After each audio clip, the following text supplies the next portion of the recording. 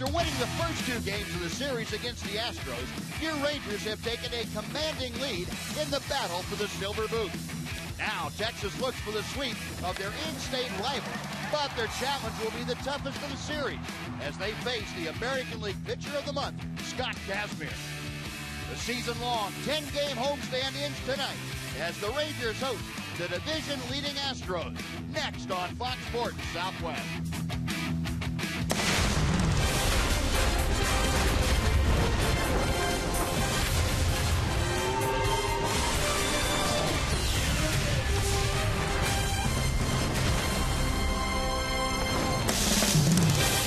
Rangers baseball is presented by AT&T UVerse TV. Well, as the temperature has climbed outside, the Rangers' temperature has kept pace. It'll be great to see what happens tonight because the temperature is 102 here at Globe Life Park as your Rangers get set to close things out against the Houston Astros. And welcome in, everyone, along with Tom Green, Steve Busby. Glad you could join us for this Wednesday night of Ranger baseball. And indeed, the Rangers are hot. They're 6-3 on this homestand, playing the best baseball that we've seen them play since, well, way back in May, probably. And tonight, it'll be an interesting pitching matchup. The pitcher of the month for last month, that's Scott Kazmir. Going for the Rangers pitcher of the month in April, that would be Nick Martinez. Yeah, you know, Nick is trying to regain that form that he had in April, and his last start against San Francisco is a pretty good step in that direction. He won that game, pitched into the 7th inning, only gave up a couple of runs. Scott Kazmir, on the other hand, is probably the hottest pitcher in baseball. An 0.26 ERA last month. Since he's joined the Astros in a trade, he's pitched twice. 7 innings, 7 2/3, giving up 6 hits and no runs. So he's on a roll. He's always pitched pretty well against the Rangers. Nick needs to be at the top of his game tonight. Yeah, Nick knows he needs to go out and put up a lot of zeros because Kazmir has been doing exactly that against almost everybody. It'll be interesting to see what happens tonight. Rangers playing well, and Fritz Fielder getting that weapon of his ready to go. He's getting it all juiced up and all set to take on Scott Kazmir and the Astros. Starting lineup, first pitch coming up right after this.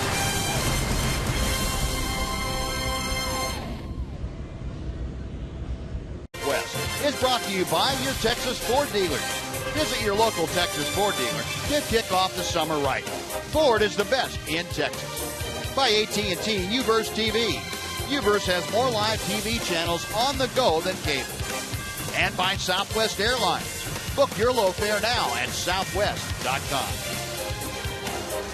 A warm night, the temperatures dropped to an even 100. Rangers out on the field now. Nick Martinez beginning his warm-up tosses before we get things too far along. Let's check in with Emily Jones. Well, Buzz, this has already been a highly successful homestand for the Rangers, winning 6 of 9 coming into this one. They can make it 7 of 10 with a win here tonight, and Jeff Bannister says, why not? We've got a great challenge. We've got a lot of energy, and we've got a little bit of electricity in the stadium right now, and we've worked our way back to a point in the season and a record that we feel like that we might have a chance to run some teams down. So I like our chances. I like our energy, and I like the group of guys that are in this clubhouse and the fight that they have in them.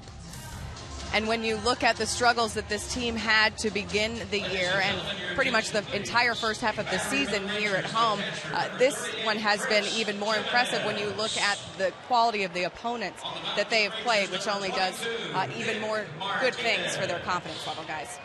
All right, Emily, thank you. Yeah, very much so. Jeff Bannister's club playing extremely good baseball. Tom's going to tell you about the Astros lineup that the Rangers will face tonight. 2015 All-Star Carlos Gomez hit his first home run as an Astro last night. He bats second. Carlos Correa is third, followed by the third baseman Jed Lowry. Evan Gattis, fourth in the American League with 7 triples, is hitting fifth. Kobe Rasmus is sixth. Hank Conger gets the start behind the plate. He's hit 8 home runs this year. That's a career high. Luis Valbuena is 8th, and Jake Marisnick is 9th.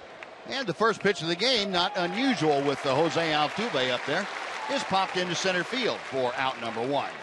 Didn't he know I was talking? He must have forgotten. I got to talk faster next time. We'll take a look at Nick Martinez, the progressive scouting report for the birthday boy, 25 years old as of today. Try to build off that last outing against the Giants. 6 very solid innings, just a couple of runs. He got the command of his fastball back, and that set up the breaking pitches and the off-speed pitches in general that Nick was able to use against San Francisco. So he'll look to duplicate that kind of repertoire out there tonight. Pitch usage. Nick evened his record at 6 wins and 6 losses in that win against Madison Bumgarner and the Giants. Pitch inside to Carlos Gomez. 2 balls and no strikes. Gomez, a .348 hitter with the Astros. A home run, 4 driven in. Came over from the Milwaukee Brewers, a .263 hitter. He had 8 home runs just before he was traded on the trading deadline. Here's an off-speed pitch that finds the mark, and it's 2-1. Nick Martinez trying to help the Rangers to one of their best homestands of the year. They are 6-3 at the moment. Gomez showing bunt, pulls the bat back. It's a strike anyway. 2-2. Can't run to first base unless you bunt it fair, Carlos. He had a lot of fun with that fake bunt. He did. So did Adrian. Adrian's giving it to Gary Pettis, the third base coach down there. Martinez with a 2-2 pitch. Got him on the fist and a little pop-up. Boy, that's a nice sign if you can locate that to the right-hand hitters. 2 gone. Well, the Ranger defense tonight delivered to you by New Braunfels Convention and Visitors Bureau. This defensive group for the Rangers very, very good, especially on this homestand. Rua gets the start in left at Shields, and Ryan Strasburger in his Major League debut. Rangers has 2 errors in their last 6 ball games. Infield, the only change, Adam Rosales at second base in place of Ruben Odor. Chris Jimenez back behind the plate again tonight, his 2nd game in a row. 2 outs. Here's Carlos Correa taking strike 1. Correa, a .292 average, 13 home runs, and 34 driven in. Correa, a very impressive young man, just a 20-year-old shortstop, youngest position player in the major leagues. And he has made some plays in this series that I guess kind of fortify why folks have such high opinions of him, because he has been good, really good. 1-1 from Nick, just outside. The Astros coming into play tonight are 60-48. They have a 2.5 game lead over the Angels, who were victorious this afternoon. Angels walked it off at home in that ball game against the Cleveland Indians. Astros have lost a couple in a row. They are 5 out of their last 10 as far as wins are concerned. Astros still having trouble on the road this year. They are very, very good at home, but just 22-30 away from Minute Maid Park. Since the All-Star break, Carlos Correa leading the way for the Astros. The 2-2 pitch. Full count. Well, Correa hitting third, facing Nick Martinez. Jed Lowry, the third baseman, will be next. Breeze of about 15, maybe 17 miles an hour coming in from right field toward home plate. Typical summer winds here at Globe Life Park. Payoff pitch, chopped to third. Beltre on the fair ball throws across the diamond.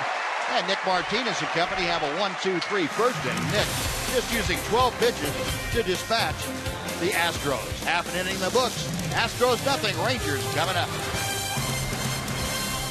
Top of the first inning. Tom's going to tell you now about the Rangers Southwest Airlines starting lineup. Well, Delano DeShields leads off. He's walked 8 times in his last 7 games.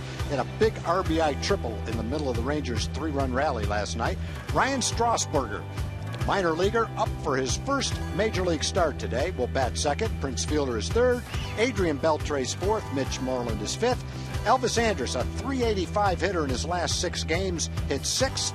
Ryan Rua, fresh off an inside the park home run Thursday against the Yankees, hit 7th. Adam Rosales is 8th, and Chris Jimenez bats 9th. And that lineup for Jeff Bannister will face the 31-year-old left-hander Scott Kazmir.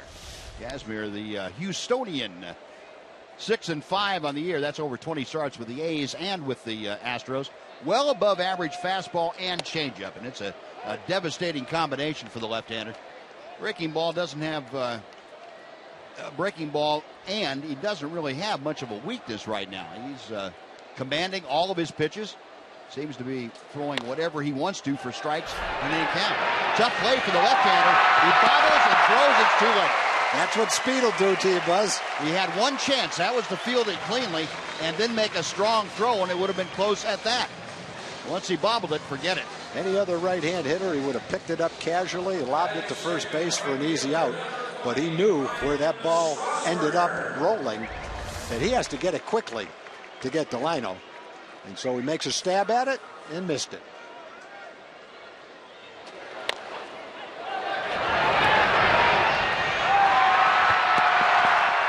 Out of frustration, he threw it anyway. Yeah, you're going to have to start picking up a little sound effect of that beep beep for the Roadrunner.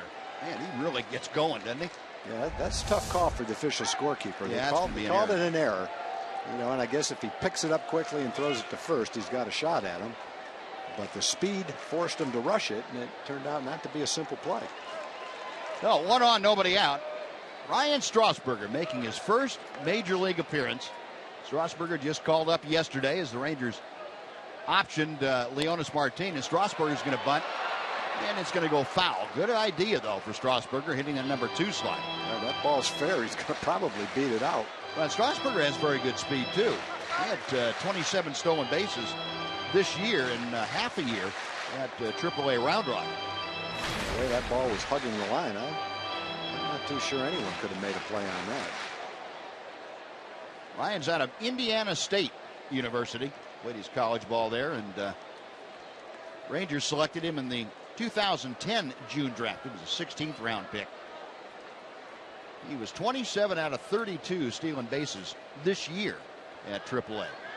That was the 3rd highest steals total in the Pacific Coast League. Going to bunt, and this is a better one out in front. Making the throw, Congress thrown down the right field line. And on to third base goes to Shields before the ball can be gotten back in. Now the Rangers using speed and putting pressure on the defense for the Astros. The Astros have not responded well. That's exactly right. That's what speed can do. It can force you to make defensive mistakes. Conger thinks he's got a shot at it. Let's see how close it would have been. He's going to throw him out anyway.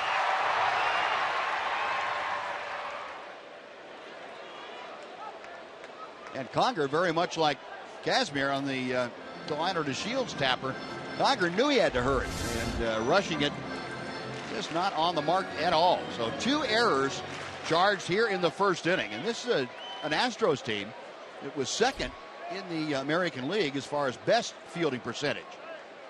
They've been hampered here, and here's Prince Fielder, and he takes high for ball 1. Now, both of those went as errors, and both of them, the errors were a result of the speed of the runner. It turned out to be relatively easy plays if you've got an average runner. But with both runners, they weren't average plays. You had to make a good play to get either one of them. Still went as an error on both of them. Fielder lines one to right field. Backing up is Marisnik. He makes the catch, tagging at third, and trotting down the line to Lino to Shields. And Prince Fielder with the RBI sac fly. Rangers jump out 1-0. Prince Fielder finding some way to get the runner home from third with less than 2 outs. He has done that all year long. Yeah, Prince hit that ball pretty well. Fastball outside corner. Lines it right at Marisnik. We've seen some line drives go over the outfielders' heads in this series, but Marisnik judges it. Made the play on it. Marisnik, very good outfielder, playing left field tonight with Gomez in center. But perfectly able to play center field himself. Well, that's the first out here in the first inning. Adrian Beltre takes that off-speed pitch a bit low for ball 1. Beltre at 266 in his career. Just a 233 average against Scott Casimir. You're not going to see many folks on the Ranger Ball Club that have glowing numbers against Casimir. He has really pitched well his entire career against the Rangers. High and outside. Casimir in a career that has seen him amass an ERA under 3, 2.98, over 120 innings of work. He is 11-5 against the Rangers. 2 balls, no strikes to Beltre. That's out of play down the right side. Adrian taking it the other way, but it's well out of play. 2-1. Rangers back to the 500 mark. They're back there for the first time since the 4th of July. 53-53. They've done it on the strength of a 3-game winning streak. Trailing the Astros coming into play tonight by 6 full games. And now trailing the Angels by 3.5 after the Angel victory. Kazmir with a 2-1. 3 balls and a strike. Well, Adrian eyeballing a couple of fastballs away. Hitting 4th in the order. Mitch Moreland, the Ranger first baseman, will be next. Rangers a run on 2 sacrifices, 2 errors here in the first inning. So taking advantage of what they've been given. 3-1 pitch coming. Ball 4. 2 on with 1 out. And we'll take a look at the Houston Astros defense. As we remarked, second best defensive unit, statistically anyway, in the American League. And the 0.26 ERA by Scott Kazmir in July, the 3rd lowest ERA in Major League Baseball history. And that defense helped him in the 2 games. As Tom told you, Kazmir 14 2/3 scoreless innings. And that scoreless streak has come to an end here against the Rangers, but he has pitched extremely well. Moreland trying to climb the ladder and couldn't quite get up high enough. 0-1. Mitch, a .284 average with 16 home runs. He and Prince Fielder tied for the top spot on the ball club. Mitch has not faced Kazmir very often. It seems one of the left-handers that he has not been in there against. 0 for 2 is all. Conger having to block that ball in the dirt. 1 ball and 1 strike.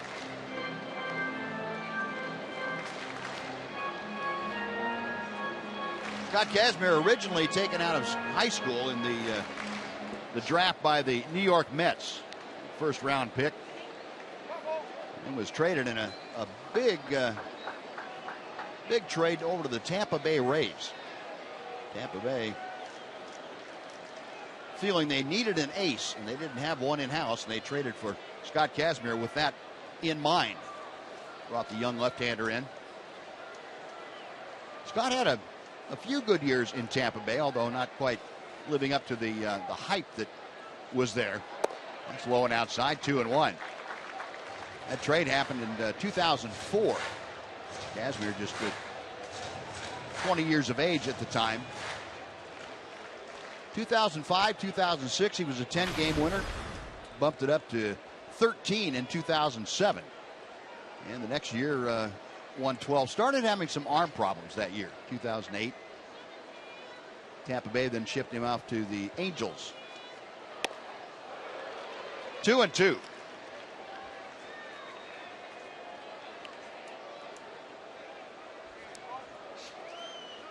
Mitch in his last 10 ball games at .310 average with 7 RBI in those 10 games.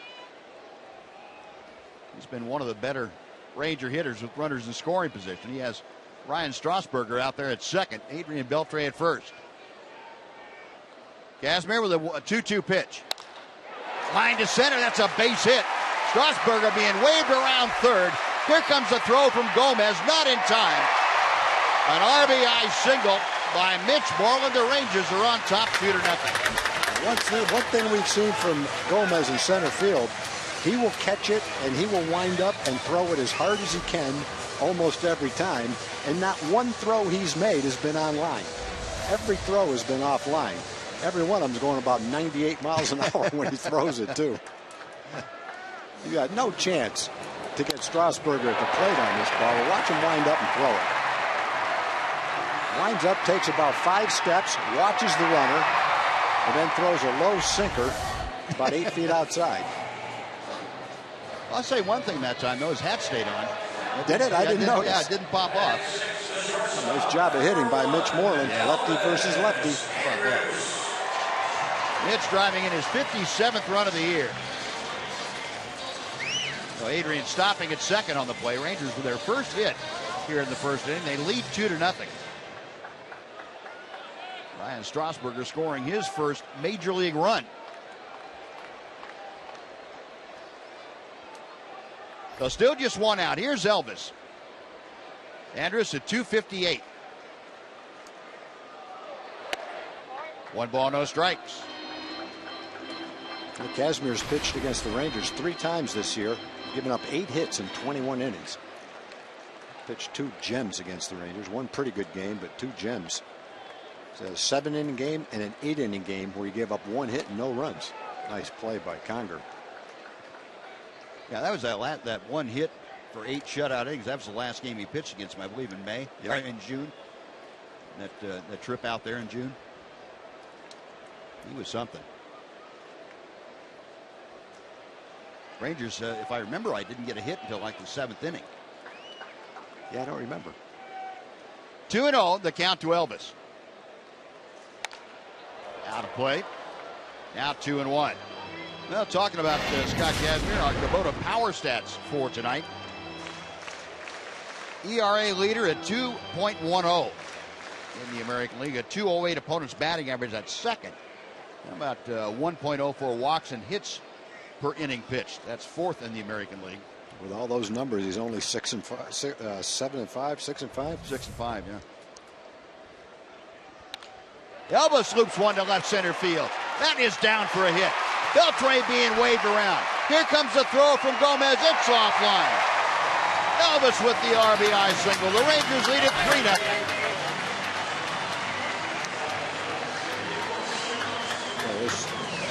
Clutch hits. Men in scoring position. 1 more to Gomez. He's going to have to leave with a rotator cuff injury. Elvis gets jammed just a little bit, and it's probably a good thing because that allowed the ball to fall in front of Gomez. If it's a little better, it would go far enough. And here comes a 90-mile-an-hour fastball, a little bit offline. Adrian scores, and Rangers keep it going.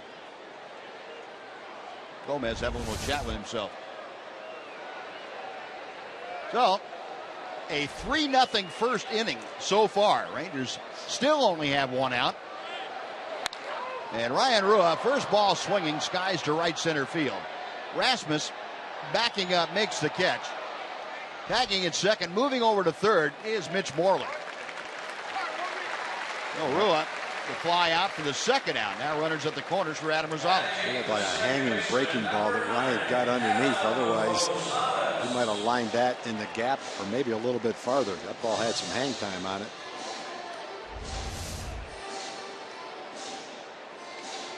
High changeup, I guess. Yeah. Belt high and out over the plate.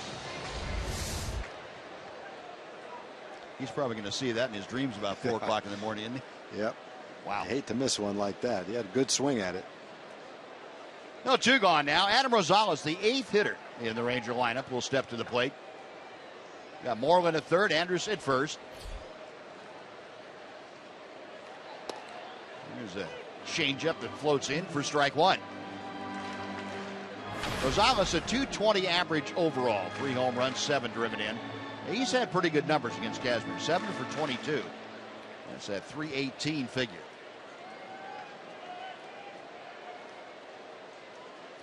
Kazmir, a check of Elvis over there at first. 0-2.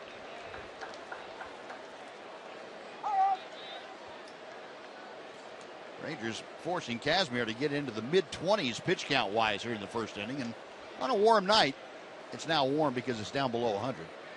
It was hot 1 degree ago. That can play havoc with a pitcher. You get sapped in the first inning, and all of a sudden you can't recuperate. My car said 104 when I got to the ballpark today. It's supposed to be like that for the next few days, evidently. Might be 104 in Seattle, though. Probably not.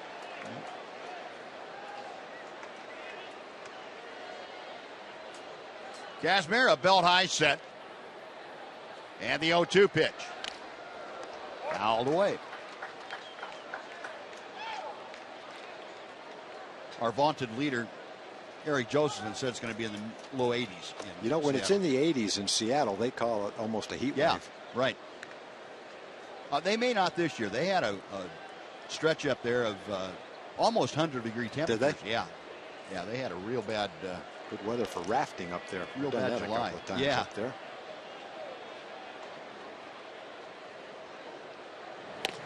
Got him swinging. Well, Kazmir gets Rosales to end the inning, but the Rangers scored 3 times on 2 hits, 2 errors, and leave 2.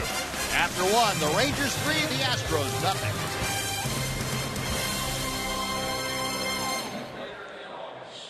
West Data Strong Fan, and you just might see yourself on one of our upcoming broadcasts. This is all brought to you by the good folks at T-Mobile. We'll have our selection for tonight a little bit later on. Now, Nick Martinez, a birthday present from his teammates, a 3-run first inning. So he has that lead as he goes to work here in the second. Jed Lowry leading off and takes high for ball 1. It'll be Lowry, Gaddis, and Rasmus, the first 3 Astros.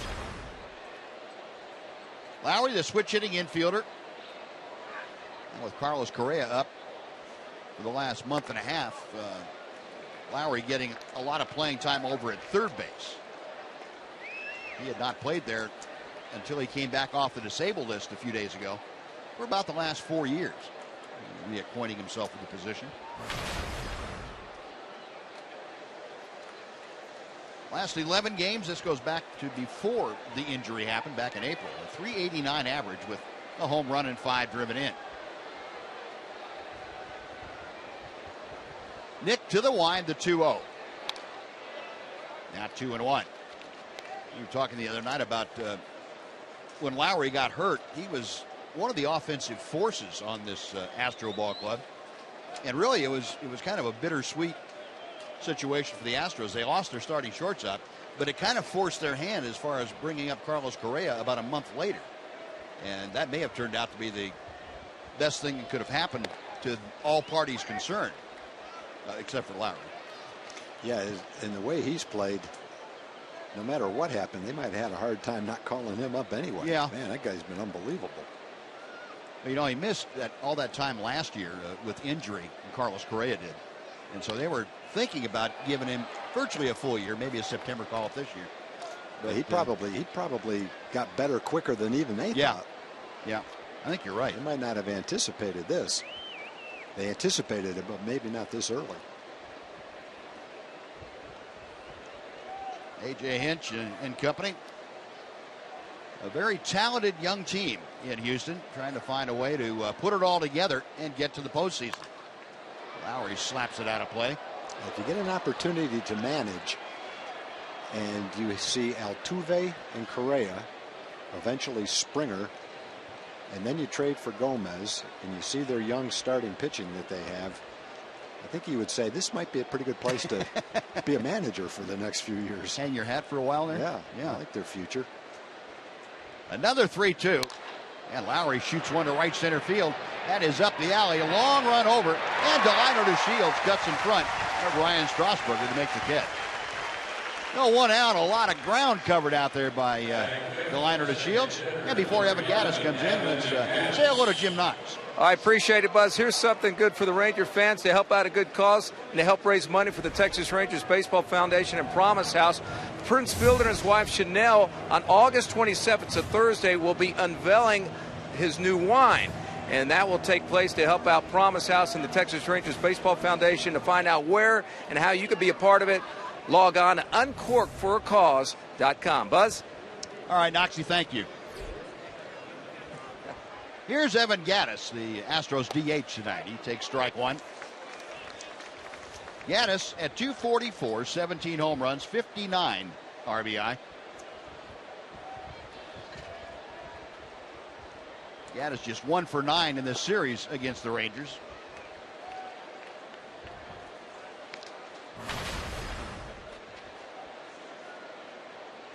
Gaddis brought in, as we've talked about, from Atlanta to see if they can get a little more consistent run production in the middle of the order. And he's pretty much filled that bill here lately, the last couple of months. Delano's moving around like he tweaked something. He hasn't said anything, so he must be okay. Hopefully it's not any kind of a muscle injury. Just a bit outside, and the count moves to 3-1. So Gaddis ahead of the count. He is hitting fifth. He'll be followed by the right fielder, Colby Rasmus. Gaddis, as you can see, 0 for his last 7 times to the plate. And Nick fires a strike. So for the second straight hitter, Nick has gone to a full count.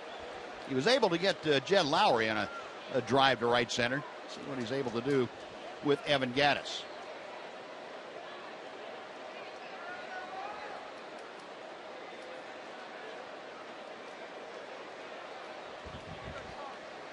Gaddis asking for time.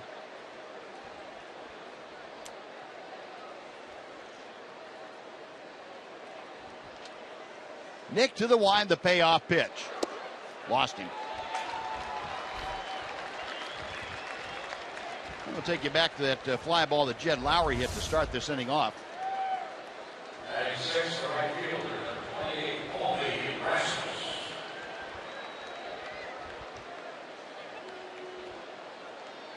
Yeah, he's grimacing a little bit, so something bothered him right after he made that catch.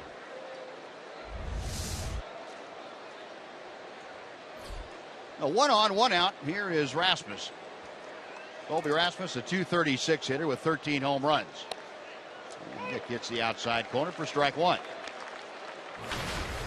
Rasmus 1 for 5 in the series. He had 3 walks last night. Went 0 for 1, 3 walks and a stolen base, and scored a run in that 4-3 Ranger win. Rangers in a defensive overshift for Rasmus. Hit well to center field. Retreating. Delino DeShields makes the catch. And back to first goes Gaddis. There are 2 out.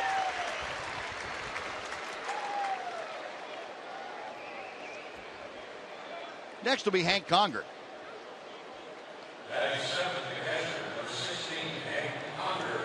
Conger, switch hitting catcher. He's sharing duties with Jason Castro. Castro getting the majority of playing time, but Conger's been a pretty hot hitter of late. .254 is his average, and he's 3 out of 5 against Nick Martinez.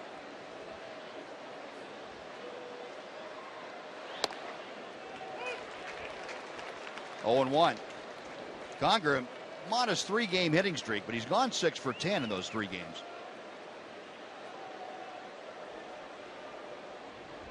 He's hitting .312 in the last 28 games. That goes back to June. 1 ball, 1 strike.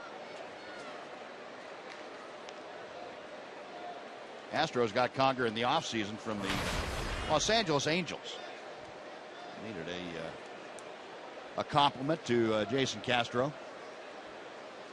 Look at the numbers that the 2 catchers have put up lately, and they've done a pretty good job, because Conger, in those 3 games, you saw that 6 for 10. He's had 2 home runs and 6 RBI in those 3 games. Castro, meanwhile, in his last 5 games, has had 3 home runs in 20 at-bats and 10 RBI. Pretty good combination behind the plate for you. Conger's already got the most home runs he's ever had. He's never really had a chance to play every day, but he'll have more home runs this year in any season he's had in the past. Seemed like when he was with when he first came up with the Angels, they were really high on him. They were saying that Conger was going to be their catcher of the future, and I don't know whether he disappointed Mike Scioscia or did not develop as quickly as the Angels had thought, but he kind of fell out of favor after a year or so. Yeah, he was a first-round choice. He was the 25th pick in the draft by the Angels back in 2006. So, yeah, they're probably pretty high on him.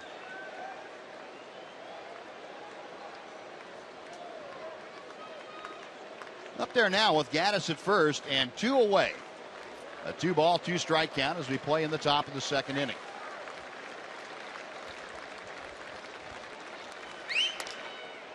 Over to Beltre, the only one on that side of the diamond. Adrian just had to go a step to his right. That'll do it. The Astros strand a runner after 1.5. Rangers leading by 3. It's brought to you by your Texas Ford dealers. Visit your local Texas Ford dealer to kick off the summer right. Ford is the best in Texas.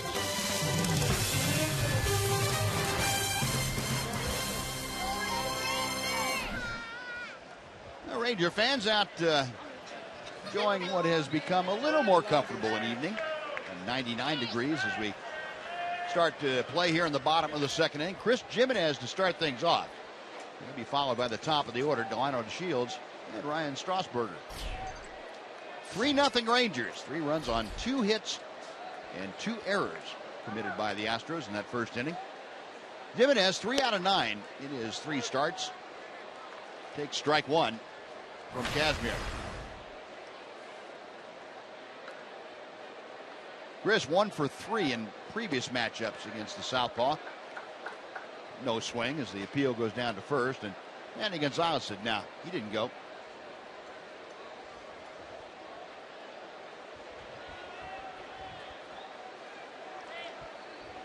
Kazmir back with a 1-1 pitch.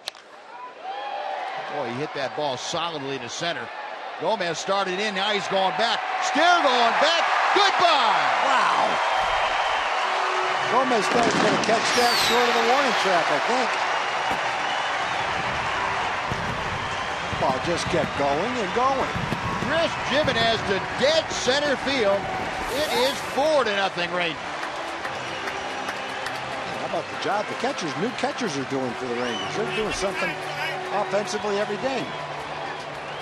Chris had a single and a stolen base to spark the 3-run rally yesterday that the Rangers had to score their 4th run. The fastball looked like he got underneath it and popped it up. That's what I thought. It sounded great. Yeah, it was one of those you say, oh, he just missed it. Yeah. Gomez took 2 steps in. That got up in the air and just kept on going.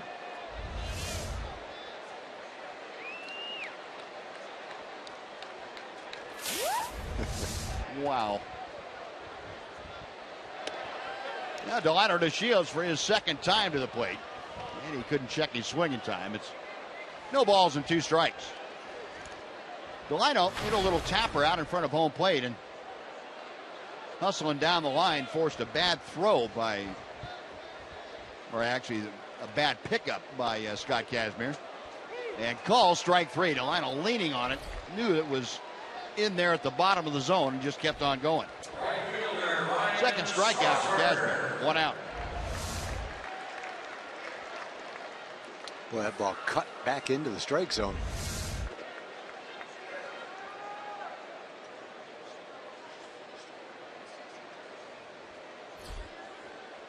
So 1 away. Here's Ryan Strasburger, who had a sacrifice and reached on an error back in the 1st inning. And some more information on that home run by Chris Jimenez. That's his 1st home run since September 29th of 2012. That was when he was with Tampa Bay and hit one out of the yard. So it's been going on 3 years for Chris. Nice to see. And that was the big man's territory out there in center.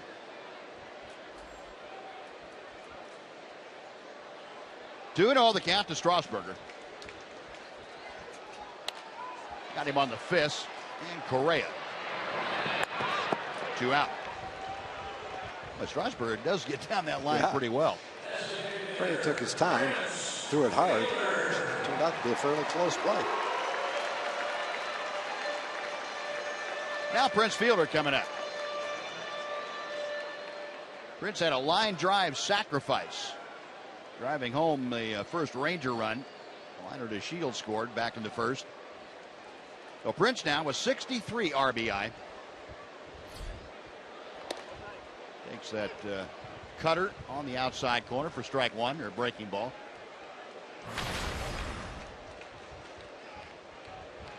Fielder, a 4-game hitting streak. He's gone 7 for 18 in those 4 games.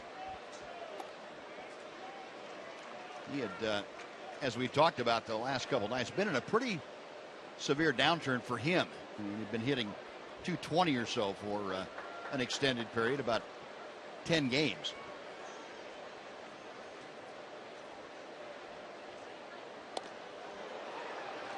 One and two.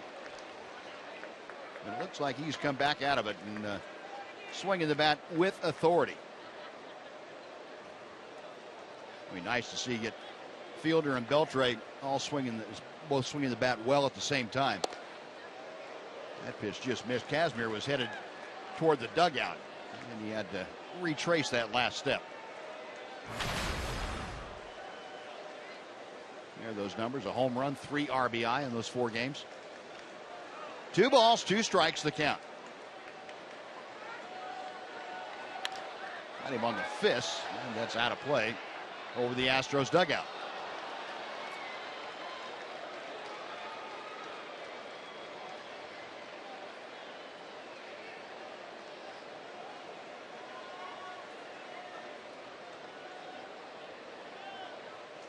Fielder still the 9th best average at home in the American League, 328.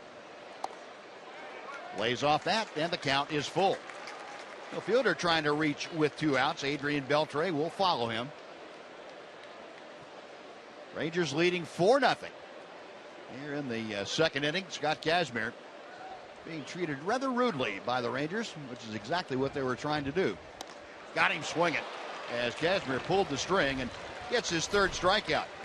Chris Jimenez, though, led off the 2nd with his first home run in almost 3 years.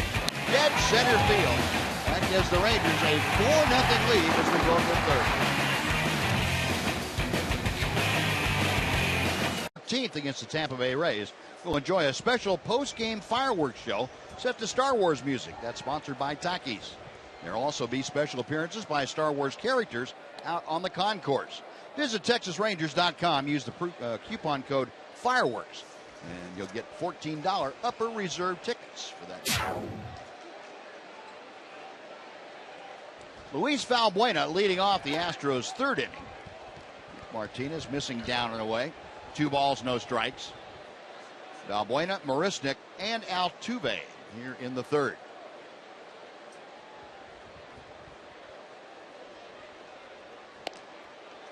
Two and one. Good, tailing sinking action on that Nick Martinez pitch. Nick from Hialeah, Florida, a suburb of Miami. Went to Fordham University, primarily a middle infielder and closer, back into the bullpen guy when he was in college. Said he wanted to be an infielder as a professional, but was talked out of it, and I think he made the right choice. Gorgeous evening out here at Globe Life Park. Temperatures in the upper 90s.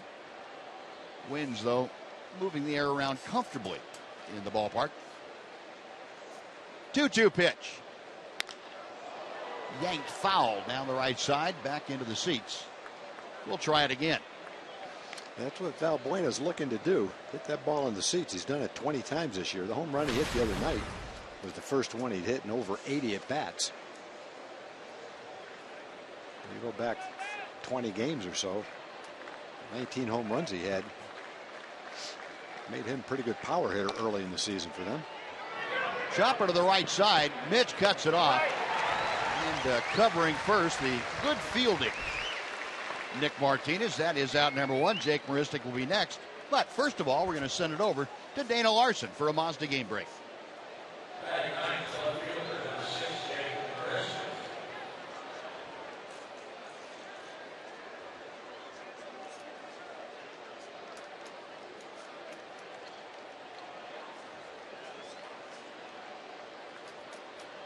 All right, Dana, thank you.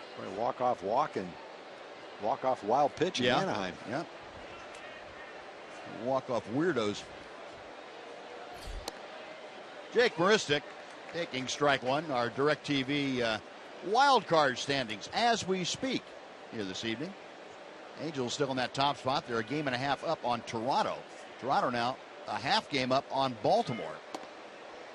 Minnesota a full game back. Rangers 2 games back as they play tonight. Tampa Bay now 2.5 back. And you throw Detroit in there, then you got the White Sox all within 4.5 games. It's going to be a dandy month of August and September.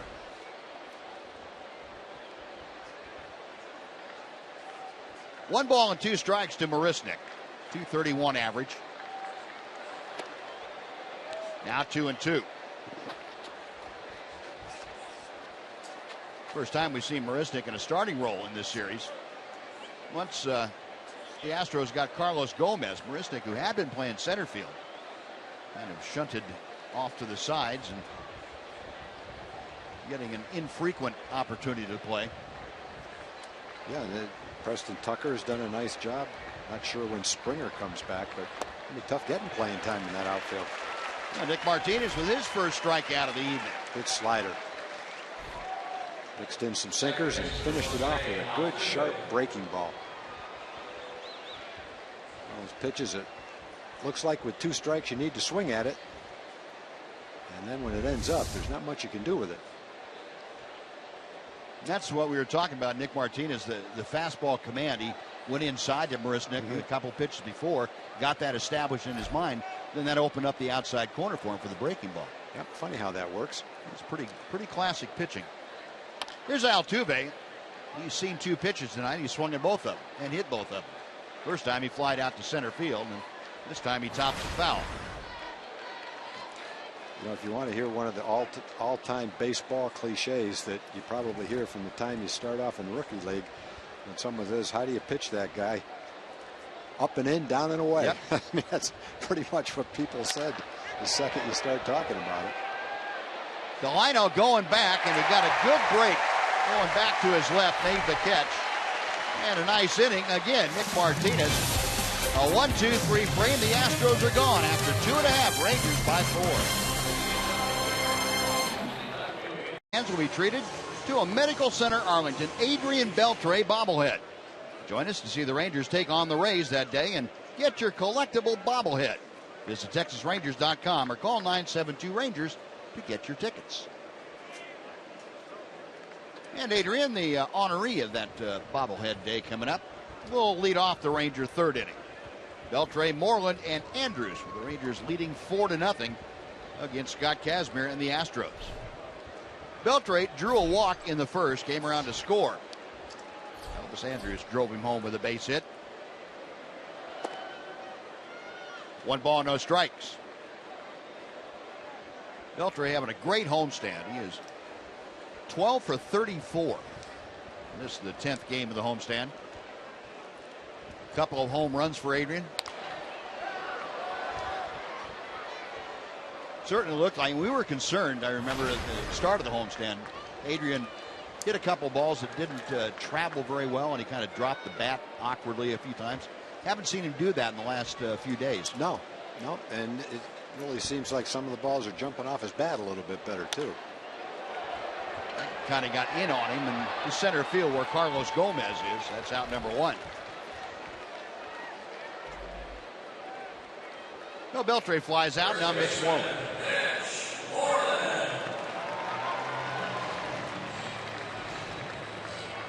Moreland drove home his 57th run of the year with a base hit to center against Kazmir in the first inning. That might have been the most important hit of the inning. It set the stage for another run with Elvis Andrews' base hit. But having the left-hander Moreland facing a tough left-hander in Kazmir and getting a pitch to do something with, driving in a run, was huge. Yep. 1 ball, no strikes. I mean, you look at the lineup tonight, Hamilton, Odor, Chu with a night off. It's a nice off night to have, really, facing a tough lefty. And then tomorrow's an off day. You go into Seattle with a couple of days off. Kind of a strategic off day for the Rangers and those left-hand hitters. And the other thing that Jeff Bannister said, he just felt like some of the right-hand hitters gave him a pretty good chance to win this ball game. Wanted to go with the lineup he's got right now. 3-0 to Mitch. And the way the ball club's playing right now, it seems like whoever comes off the bench produces. Yeah, just like a Chris Jimenez. One of those three. Exactly. And, you know, even though Strasburger's bunt was an error, still made something happen. Yep. Got on base in the 3-run inning.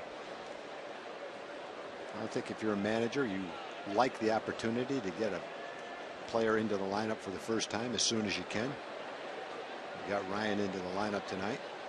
And the other guys are part of the team, deserve an opportunity to perform. Hopefully it keeps the other guys well rested and ready to go in Seattle.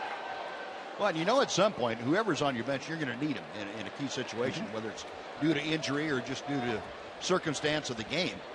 And the more engaged, I guess we should say, everybody is, the better chance you have of being successful. Yep. Now, that may be the toughest thing a manager has to do. People have said, well, managers, the hardest thing they have to do is manage a pitching staff. I think keeping everybody at their top level of, at their peak level of performance ability is probably the most difficult thing. Mitch lines out the center, 2 gone. Having everybody feel like no matter when they're given the call, they're all ready to go, and you have a pretty good idea of what they're going to produce for you. Yeah, I'm not sure that a manager on a winning team can give enough playing time for a player to feel that way. So it's really up to the player when he's not playing to develop a routine so that when he does get his chance, he is ready. And that is difficult for guys that aren't playing every day. It's a lot easier if you get a chance to play every now and then than you just sit on the bench for 2 weeks or 3. That's for sure. Ryan Ruiz swinging a bat in that on-deck circle. Meanwhile, Elvis fouling off that first pitch, 0-1. Andrus drove in his 39th run of the year with a single in the first. And a high chopper to third. That's cut off by Lowry. 3 up, 3 down. First time that Scott Kazmir has sent the Rangers down in order. We have finished 3 here at Globe Life Park. The Rangers 4, the Astros nothing. We got a number of girls RBI softball teams in the stands tonight because the World Series RBI softball event happens tomorrow in the Dallas-Fort Worth area. We got Hoboken out of New Jersey in the house. And Jade, this is a nice evening for you guys. You had a parade before the game. Now you get to check out the Astros and Rangers. Yeah, it's cool. We always get paraded around and showed off when we make it to the World Series, so it's a good experience for the girls. What is the RBI program all about? It's all about, giving the girls something to look forward to so that, they don't get themselves in trouble, getting themselves something to motivate and get them out of the streets, basically. All right, you used to play on the RBI, one of the RBI teams. You intern in MLB, and now you're coaching a team, so you're keeping it in the house, huh? Yeah, I like to stay involved with the girls as much as I can, any way that I can stay in. All right, well, best of luck to you girls tomorrow. Have fun, and we'll see you. We'll see you soon. Best of luck. Thank you. All right, thank you, Jay. Thank you, Noxie. All right, thanks, Jay. Thank you, guys. The RBI tournament, both softball and baseball here in the Metroplex over the next week or so. Well, top of the 4th inning, and Carlos Gomez leading off against Nick Martinez, who deals a strike. It's 2-2. Joining us in the booth, as always, in the middle couple of innings, Mark McLemore. Mac, good to see you this evening. And is it warm enough for you? It is. Are you loose warm. now? I'm very loose. Good. I think I woke up loose, which is not normal, but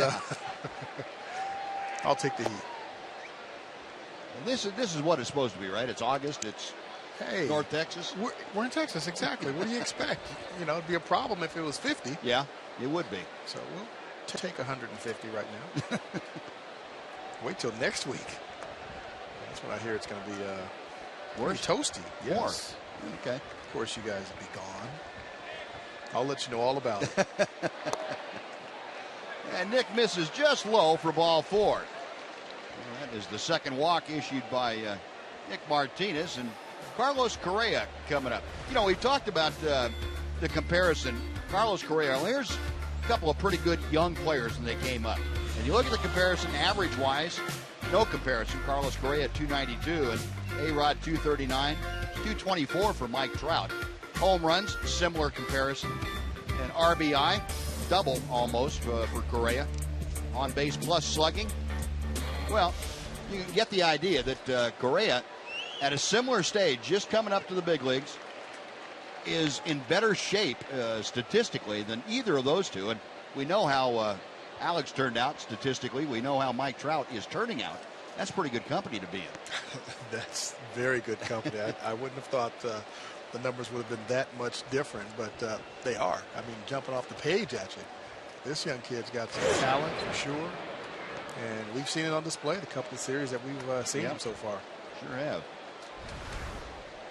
Oh, how about God. this? Now we Did you really? Same time period. Same time period. What about these? That 235 for this young guy? Wow. That's a young Mark McLemore. How about 8 RBI and a 603 OPS? That's pretty Did good. You really? I owe you guys for that.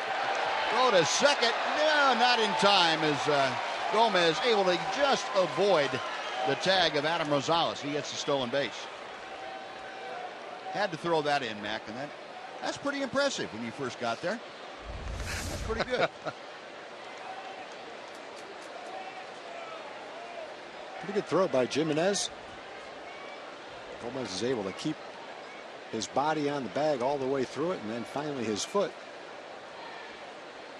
Not much Chris could do, though. Good jump, good speed. Adam trying to slap that foot off the bag. Couldn't get it done.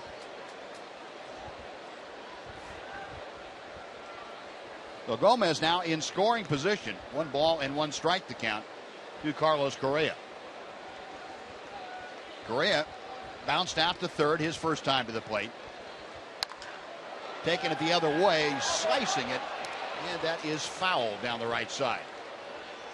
We got one more. I got one more for you. Another comparison through 49 games. How about this young fella? Got that. Kind of looks like a young Frank Howard. 203 average, 3 home runs though. Look at that. 3 home runs, 10 RBI. My body wasn't as big as his arm. And a 623 OPS. Let me tell you guys something. Mike Trout, Alex Rodriguez, Carlos Correa, they got nothing on Mac's hair. Mac's hair. That's a good point. Let me tell you something. And that mustache. That's a very good point. Rocketed, thank you. Thank you. You were owning that look. Look at that. Not everybody can wear that hair. That is strong to quite strong, sir. I approve of that look. Thanks, Tim. I appreciate you. Thank you so much. You know, there are some cards that you have that you just really want to destroy. Yeah. That would be one. Nice play by Elvis, and staying at second is Carlos Gomez, out number 1. Nice play by Elvis. Nice pitch by Nick. Yeah. Got that fastball, the sinking fastball, in on the fist and really jammed Correa, hit him right off the hands. A little bouncer. Elvis has to charge it, has to sneak it on that short hop, which he does. Throwing on the run. Elvis is playing some great baseball right now. Offensively, defensively, you name it, he's doing it. Very solid for the Rangers shortstop, that's for sure. And Nick Martinez making good use of the infield tonight. He's getting that, getting the pitches down in the zone, getting the ground balls. Everybody making the plays.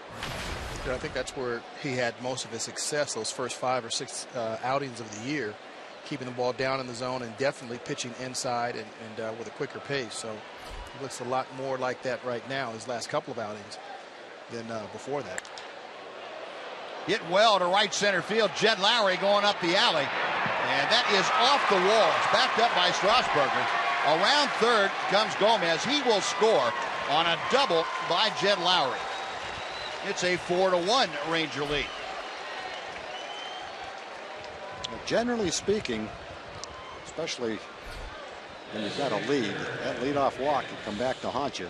Leadoff walk to Gomez turns out to be a run. Lowry hit the ball almost like that his first time up. A fairly long fly ball to center field. This one, though, he got on the good part of the bat. And there was no way either outfielder could run this one down.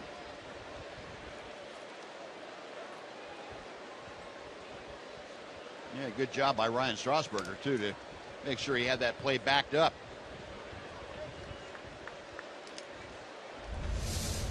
No, a 4-1 Ranger lead now. That was the first hit of the night for the Astros against Nick Martinez, who went for 2 bases and an RBI. Evan Gattis couldn't check his swing at strike 1. Gattis drew a walk back in the second inning.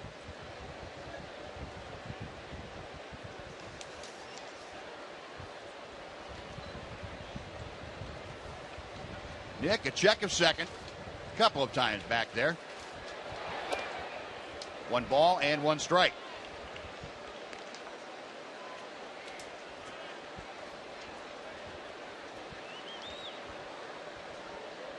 Nick went through a stretch prior to his last start, the win that he had against the Giants.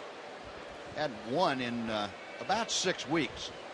Had to be frustrating. Spent a little bit of time, the Rangers trying to manage his appearances and innings a little bit.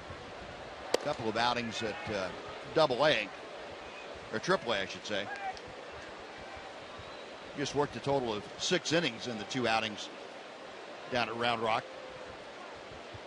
Kind of got things back together, came back up, and has thrown the ball better, closer to the command that he had earlier when he went 2-0 in April with an ERA down at 0.35. He falls behind Gaddis now, 3 balls and a strike. Well, Gaddis hitting 5th. He'll be followed by Colby Rasmus. Nick trying to get things back under control, minimize the damage to what has been done. Leave it right at that.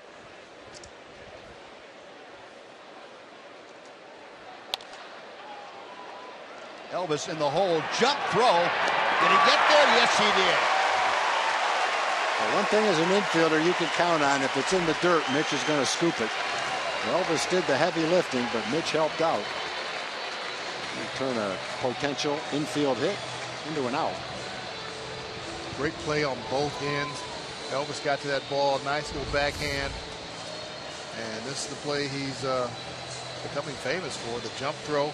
And Mitch on the other end, just, an infielder's best friend right there. A first baseman that can pick it. Preferably a first baseman that's about 6'3", 6'4", helps as well. But hey, Mitch isn't that tall, but hey, he can pick it. What do you figure, Mac? If you're playing every day, a first baseman with bad hands who can't pick the ball in the dirt, what's he cost you? Maybe 4 or 5 errors in the course of the season? He's going to cost me at least 5, I know. So. Well, almost everybody else, too. You just take that for granted, but not everybody can do that. Strasburger coming on, he dives and comes up with it. That was a rope. Ryan has started back, then came on and committed himself to the dive and made a dandy. Oh, nice play by Strasburger. The damage is minimized. Astros get a run on a hit and leave one after 3.5.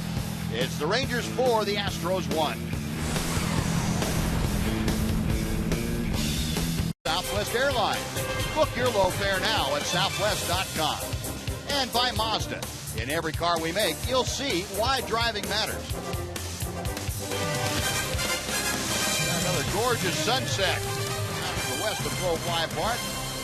Nice inning by Nick Martinez. Yes, he gave up a run, but also with the help of his defense, left it at just 1 run. And a couple of very good defensive plays prevented any further damage. So Nick able to get back into the dugout, give the Rangers a chance to do some more damage offensively. It'll be the bottom third of the order. Ryan Rua, Adam Rosales, and Chris Jimenez here in the 4th.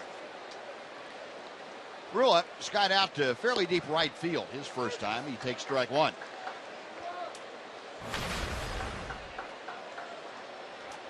.205 the average for Rua. And it looks like he's starting to get his offensive game together a little bit. Swing coming back, a little more consistent playing time for him.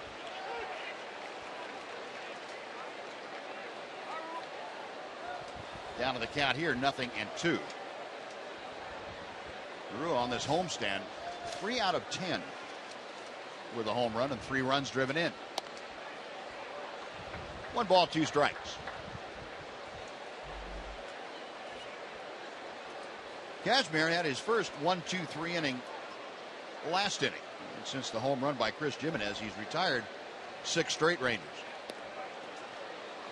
Changeup is a dirt ball. 2-2.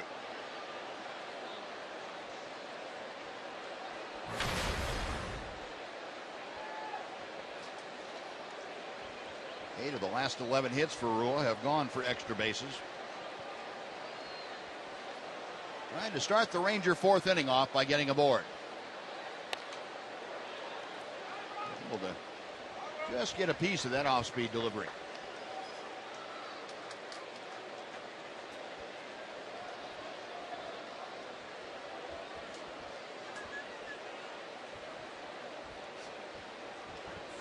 Astros have a shift on for Rua also. You don't see it as much with right-handed hitters, but you got 3 defenders on the left side of the infield. Back to the screen. If Casimir is going to throw it out there, that's going to completely defeat the purpose of the shift. Altuve, the second baseman, playing a couple steps on the shortstop side of second.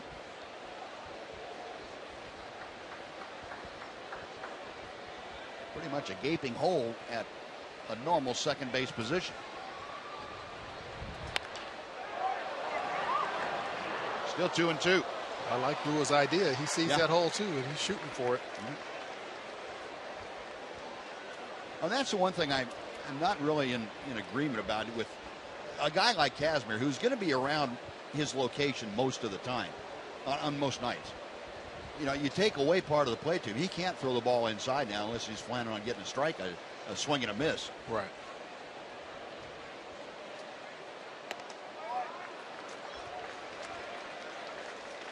Three and two.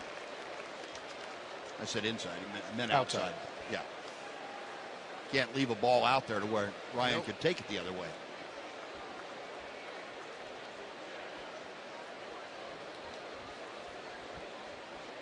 Casimir to the wind, the payoff pitch. Broken bat grounder on 2 hops down to Lowry. 1 gone. Well, Ryan 0 for 2 as he makes the right-hand turn at first. Adam Rosales will be next.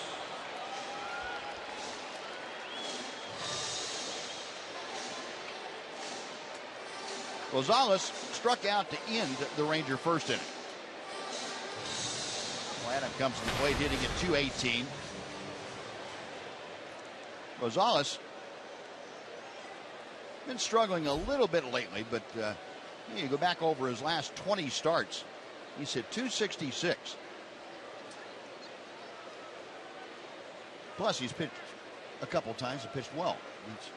That's important. Not. I think it might be getting, wearing him down a little bit, getting on the mound there. Could be.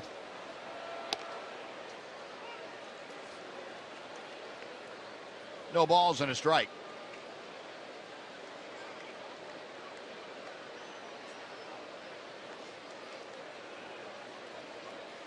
Ranger bench kind of settled in here this evening. That's out of play. Hey, with this Astros club, though, I think the Rangers found out you don't want to get too fat and happy about a 4-1 lead. A.J. Hinch's club is very capable of coming back, scoring runs in a hurry. Rangers 4th in runs scored this year at 473. Astros are 3rd at 485. The changeup that floats low. And the count goes to a ball and 2 strikes.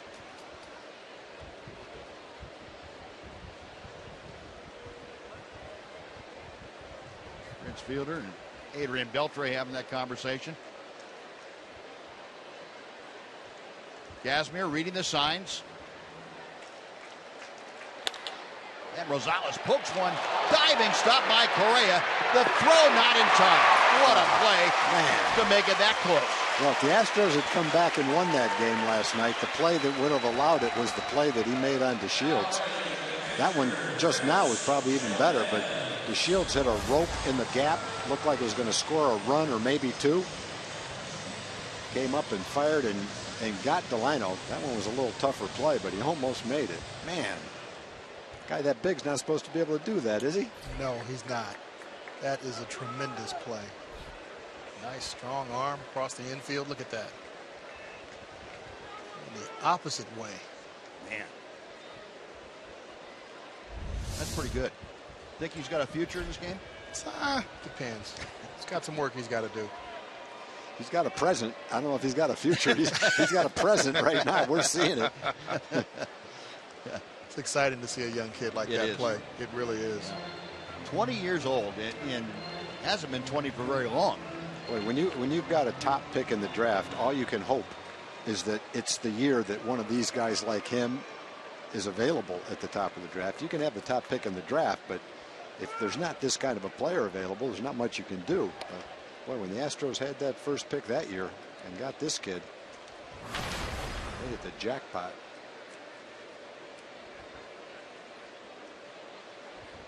Be interesting to see. I can't remember all the names, but the first 3 players, I believe the first 3 players in this year's draft were all shortstops. A couple of college guys and a high school player. In fact, the Astros might have taken one of them. Yeah, they had take the shortstop maybe out of LSU. LSU or Vanderbilt. Yeah, right? one from Vanderbilt might have gone first, I think. Yes, he was the #1 pick.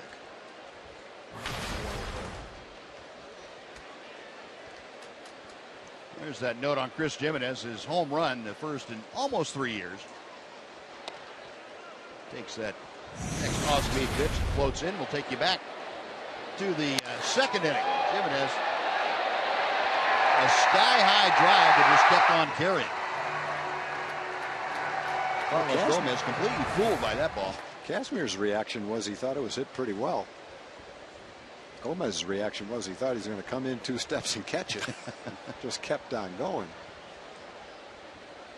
1-2 pitch. Slapped out of play. Fight it off.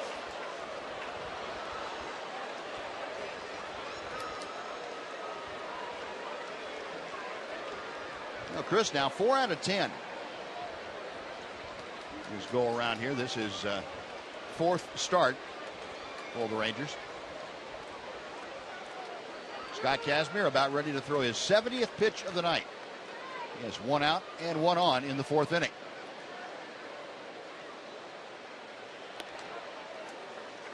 Two and two.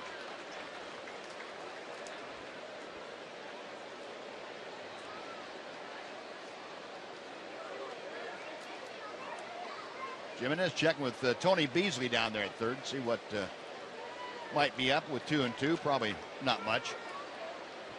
Rosales steps his lead off from first. He's on the move. The pitch is swung on a miss. The throw is high and safe at second base is Rosales. So Adam with the stolen base.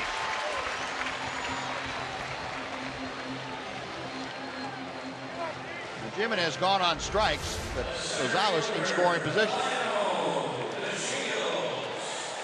Rosie going on first movement. Good jump. Kept the body on the bag.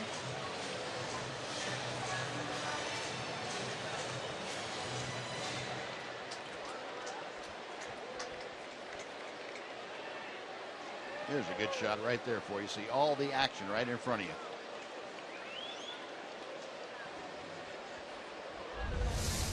Gotta have strong toenails to hang on to that thing. You do. Well, here's Delino to Shields now, 0 for 2 tonight. Chance to do some more damage for the Rangers here in the 4th inning. Takes a breaking ball for a strike. Delino got caught looking at a 3rd strike last time up.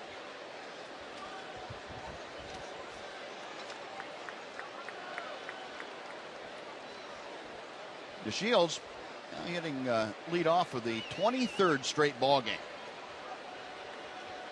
He has really been the catalyst for the Ranger offense.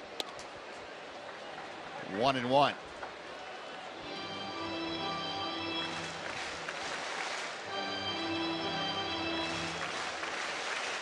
The Rangers, since the break as a team, hitting .290, and they have scored 99 runs. They make that 103 runs. That's second in the major leagues, and Delino DeShields a big reason why. Getting on base, scoring runs. May not be hitting for the average, but his on-base percentage, and it was 1 tick short of 370 as we started play tonight.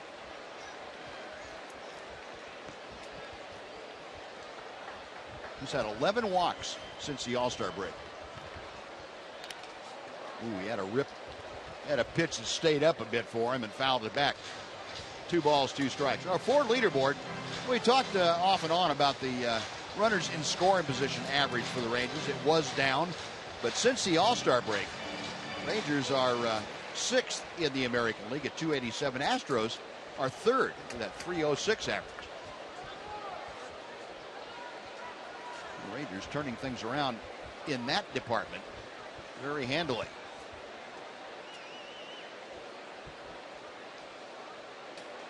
Two-two pitch. Call strike three. Delino caught looking again. So the Rangers get a hit with stranded runners.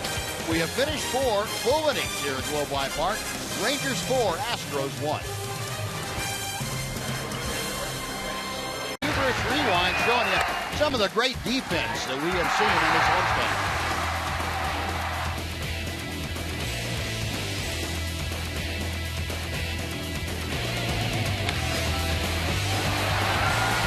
Big plays in last night's ball game. That was with runners at first and third and nobody out. That enabled the Rangers and Sean Donaldson to escape with not any damage done. And we've seen some great defense in this ball game already. Yeah, last night Sam Freeman escaped, and so did Sean Donaldson. First and third, nobody out. Boy, you don't expect to get out of that. You're hoping maybe to go to extra innings, but boy, first and third to pitch out of that jam, that was something. The Rangers leading 4-1 as Nick Martinez goes to work here in the 5th inning. Hank Conger, the catcher, takes ball 1. Conger lined to Adrian Beltre at third, his first time up there. Bottom third of the Astros order. And Nick misses outside again. 2 balls, no strikes.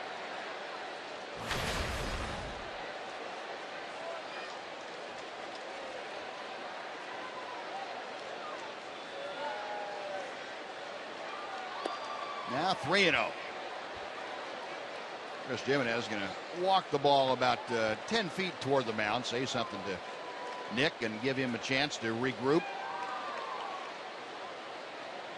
Nick has walked 2 tonight. He walked the leadoff hitter last inning.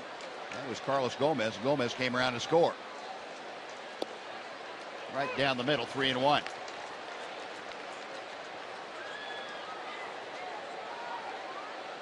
Mentioned Conger, a switch hitter, but boy, he has been good against right-handed pitching this year. He's hitting .356, and he takes the walk. Well, Luis Valbuena coming up. Let's check in with Emily Jones. Well, one thing Nick Martinez took note of from the successful outings from his predecessors in the rotation was pace, and it's something he wants to keep an eye on and be mindful of tonight. It kind of keeps him, rolling. It keeps him, energetic, and keeps the other pitcher tired and hitters feed off that energy. If we're out there having quick innings, and it shows that the hitters are uncomfortable, and if our guys are having swinging the bats well, and their pitcher's uncomfortable, then our guys are going to feed off that. So it's very important for us to do that. Hopefully that little chat with Maddox will get that pace picked up and back on track, fellas. And hopefully Mike went out there and ordered up a double play ball, which he has done on several occasions lately. Luis Valbuena grounded out to Moreland at first. And he takes that knee-high strike, 0-1.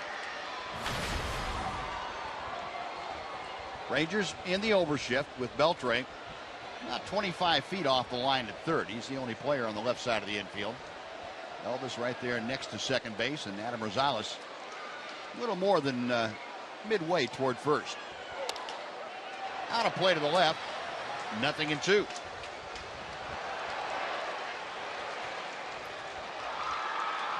Back, we talked about the shift the way it is.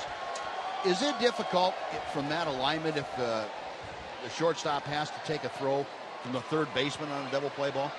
It is, because he's not quite all the way over on the second base side, so he's coming at a different angle, and the shortstop's not used to taking a throw from there to try and turn a double play. But I think with Elvis's ability, and most shortstops, they can handle it, but I'm sure a lot of them are very uncomfortable. But the angle is totally different trying to turn a double play from that position.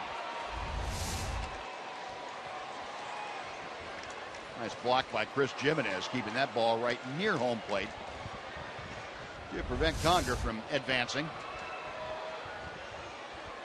A ball and 2 strikes to Valbuena.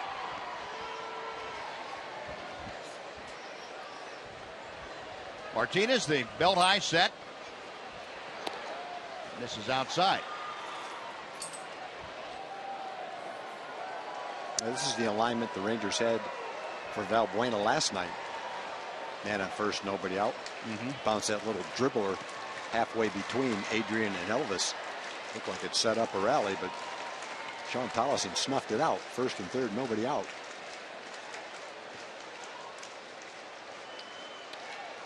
And he was trying to do it again. Valbuena seeing that outside pitch that was reachable. And fouled it back to the screen.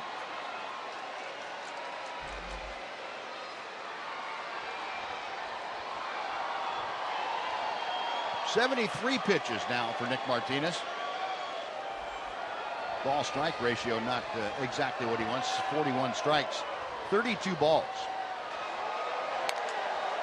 Hit hard but pulled foul down the first base side. Still 2-2.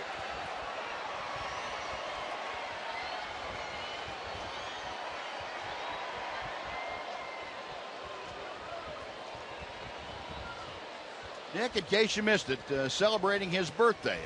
Hopes to be celebrating his birthday with another W tonight.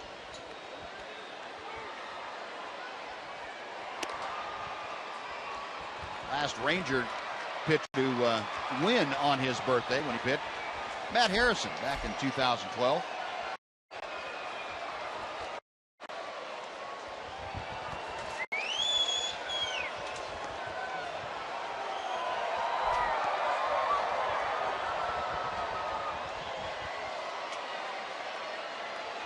Three and two. Tigers staying put, and the pitch is popped up. Long run for Beltre. The wind pushing it back into the seats. It's back about 3 rows. Ryan Rua also over there, and neither one could reach into the stands to get it. We'll try the 3 and 2 again.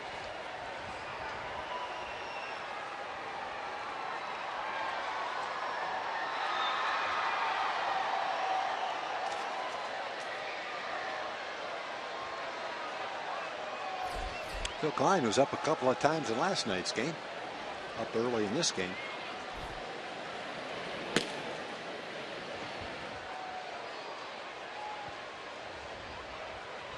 Nick leaning in for the sign. And he has the one he wants. Saw that little flick of the thumb by Chris Jimenez, the catcher. That means he wants the pitcher to make a throw to first base so that he's free to watch what's going on without having to worry about catching a pitch. Another ball pulled sharply down the first base side.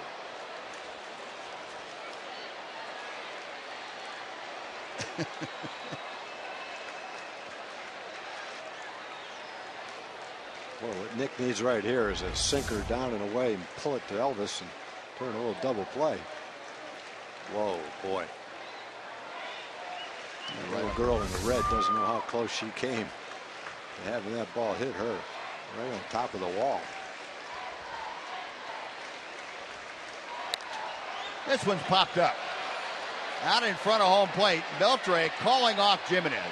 Adrian there to make the basket catch. Very good at bat.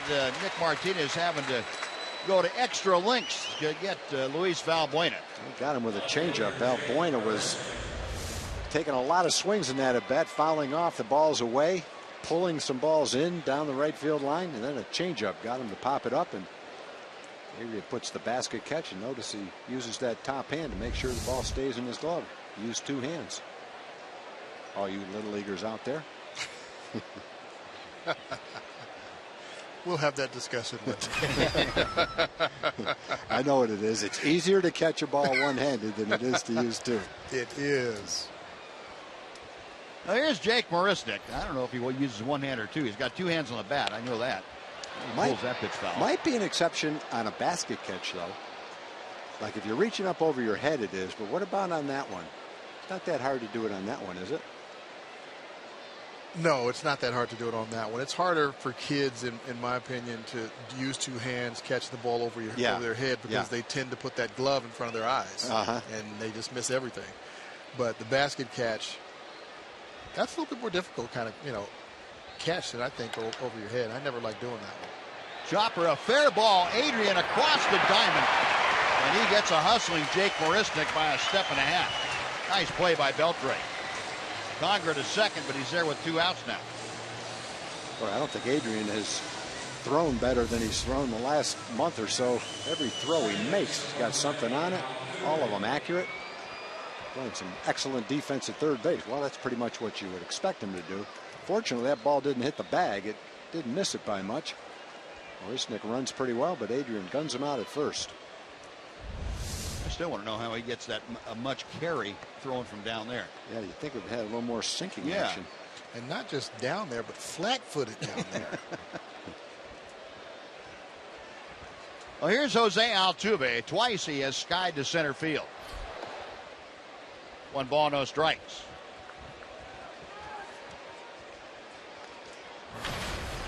Well, Altuve 0 for 2 tonight. As we mentioned in our opening remarks, Rangers have handled him extremely well. This series, he is 2 for 12.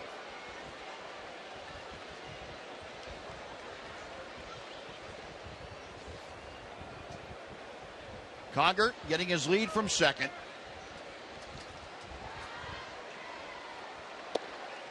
And Nick just off the outer edge.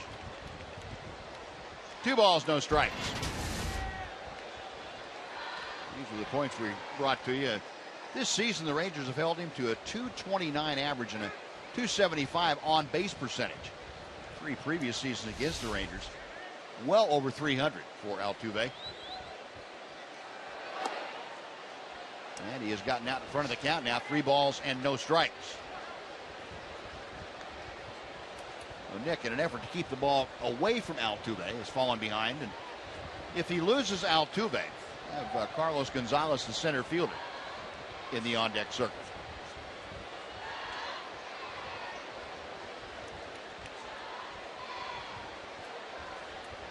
Three balls, no strikes. Altuve taken all the way, and it's 3-1.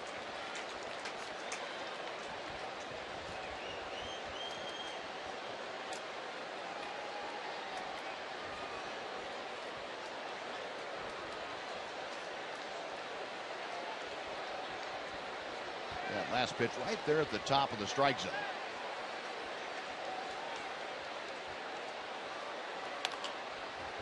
And a chopper foul. The count has gone full.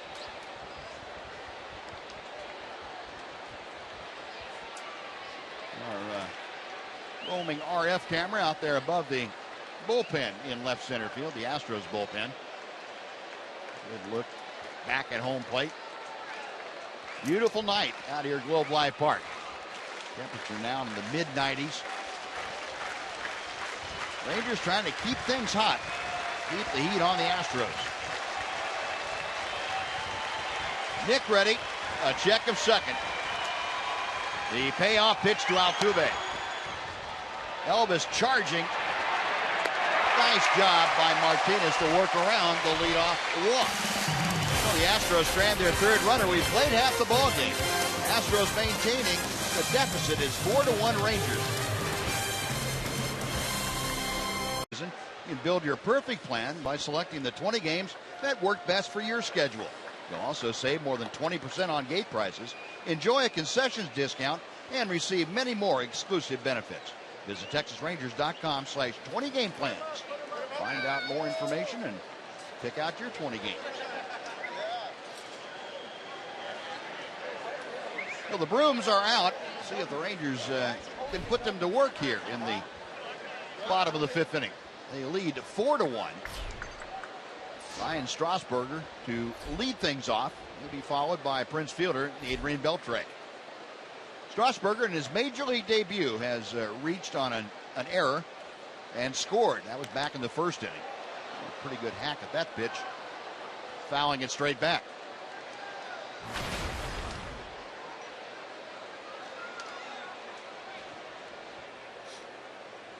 That bunt that Strasburger laid down in the first he was credited with a sacrifice, so no time at bat. Takes the next pitch in at the knees. Ryan, a 27-year-old, from Elkhart, Indiana.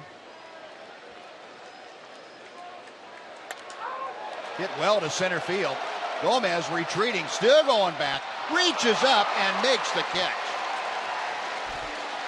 Strasburger gave that a ride to center, and Gomez showing you the Gold Glove caliber play that he can put forth. A nice way to start the 5th inning. Gomez playing over in right center field. Ball hit directly over his head. Boy, he had to use every inch of that lunge to catch it. Right in the top of his glove. Would have been a nice way to get your first major league hit. One gone. Here's Prince Fielder. Gets fisted. Altuve dives. From the knees, he throws out Fielder. Couple of pretty good defensive plays back to back. And with 2 outs, Adrian Beltre coming up. We're going to send it over first, though, to Dana Larson for a Mazda game break.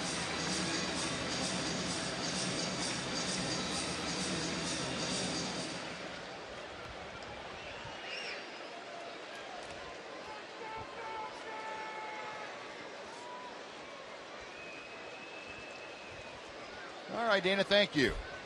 Rangers, of course, after the off day tomorrow, will be in Seattle. Take the Mariners over the weekend. Get our second look at Cole Hamels on Friday night.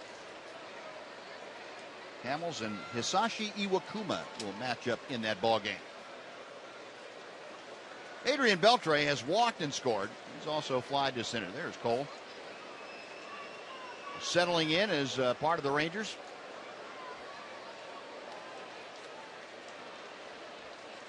He was talking the other day about how happy he was to be in Texas, and very comfortable for him. He's got some relatives here, and they're coming to a team that has postseason aspirations and legitimate aspirations. So it's really refreshing. Jump throw by Correa, got Beltre. Wow. There's 3 pretty good defensive plays to send the Rangers down in order. Carlos Gomez, Altuve, and now Correa, and the Rangers are gone. 4-1 Texas after 5. Thanks, Mac. We'll see you after the ball game on Rangers Live.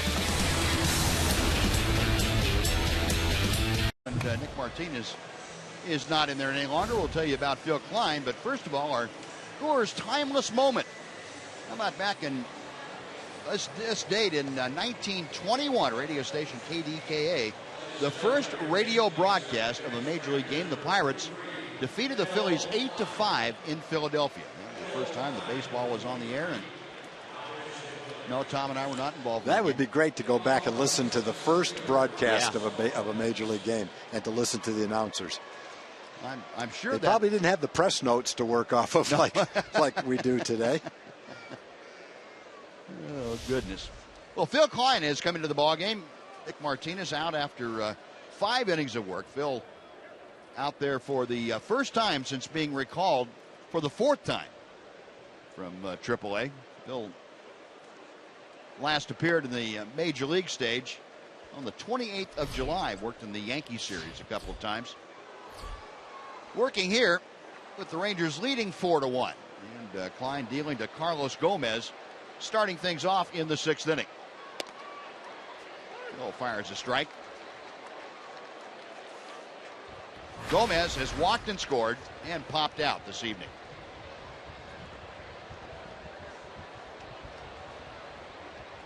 Astros with just 1 hit. That was the RBI double by Jed Lowry that scored Gomez. A ball and 2 strikes.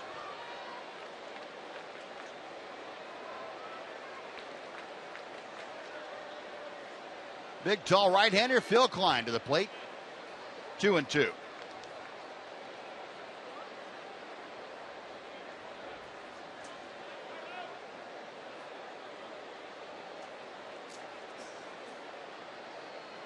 Next offering is foul back to the screen.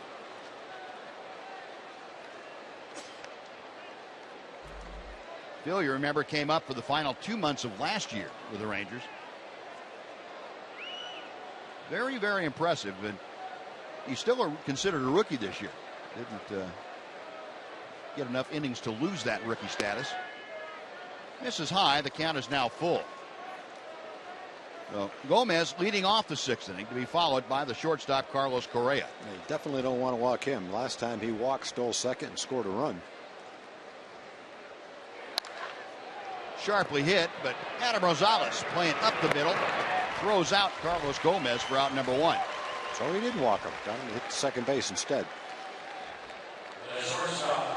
Gomez plays hard, boy. He hustles. He runs to first. He throws it as hard as he can. He sprints after it. He swings as hard as he can. His helmet goes flying. That guy put something into his game, boy. A fun player to watch. And you can kind of see with his mannerisms why he would get under the skin of some opponents. You know, he does, but at the same time, he usually, when he does something like that, he smiles. Yeah. Oh, yeah. That'll get under the skin of some opponents, too. He's smiling all the time. Correa takes outside for ball 1. No, but you're right. He's hustling all the time and a very energetic player. Carlos Correa looks like he's fairly energetic, too. Plus talented. Takes a knee-high strike. Correa tonight has grounded to Beltre and grounded to Elvis. 0 for 2. Batting average currently at .289.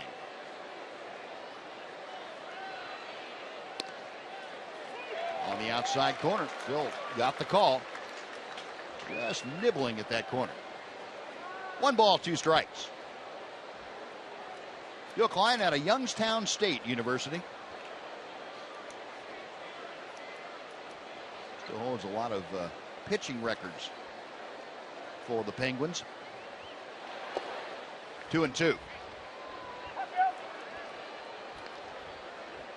Phil was a 30th round pick by the Rangers back in the 2011 draft.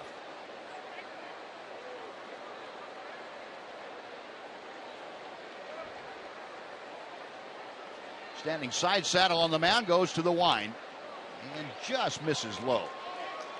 The second straight hitter now. Phil has worked the count all the way out. 3-2 to Correa. Correa to be followed by Jed Lowry. Now the payoff pitch.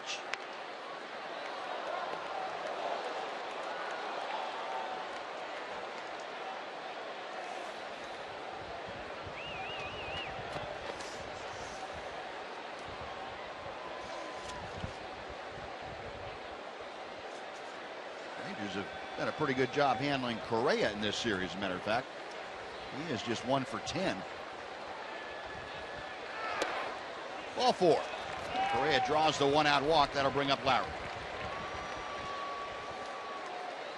Well, folks, on Saturday, August 15th, Rangers take on the Tampa Bay Rays in a 7:05 game, and the first 10,000 fans 14 and older will receive one of 4 different Star Wars themed t-shirts. That's courtesy of Takis. Fans will also enjoy appearances from, that man among others, the Star Wars characters. Visit TexasRangers.com to purchase your tickets, or you can call 972-RANGERS. I'm not sure that's a stormtrooper that I remembered, but my memory's not that good anymore. First pitch to Jed Lowry is high, and Chris Jimenez is going to go out and talk to Phil Klein. We talked about the Astros and the power that they have. They hit a lot of home runs. They lead the major leagues in home runs. I've said this many times too. So the one thing you don't want to do is you don't want to walk anybody, put men on base, make them hit their way on. Walk people, and then someone hits a home run, and it really hurts. Correa inching off the bag at first. Rangers shading around to the right, not in an overshift for Lowry. There goes Correa. The pitch is outside. The throw is late. And Correa with the stolen base.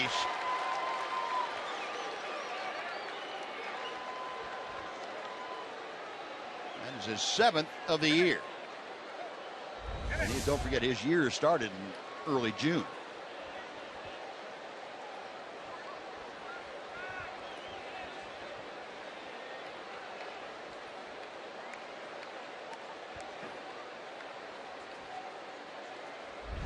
The 2-0 the count now to Lowry. 2-1.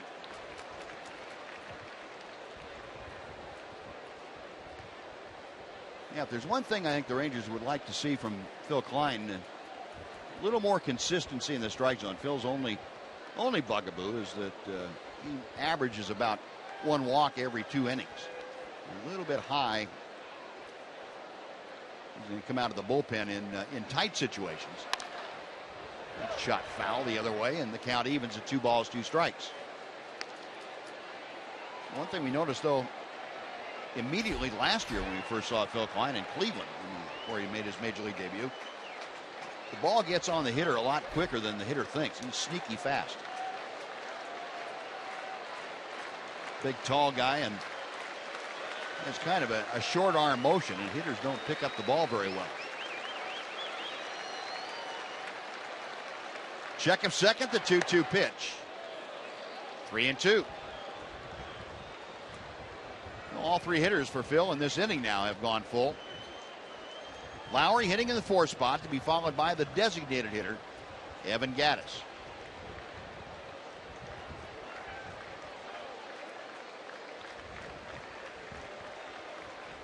Klein ready. Correa going to third. The pitch is outside. The throw is no, and not in time. Correa sliding around the tag by Beltre. The walk to Lowry. And now the Astros have runners at the corners and 1 out for Gattis. I saw Correa steal third base the other night. Rangers have a shot at him this time, but couldn't quite get him. Double play right here.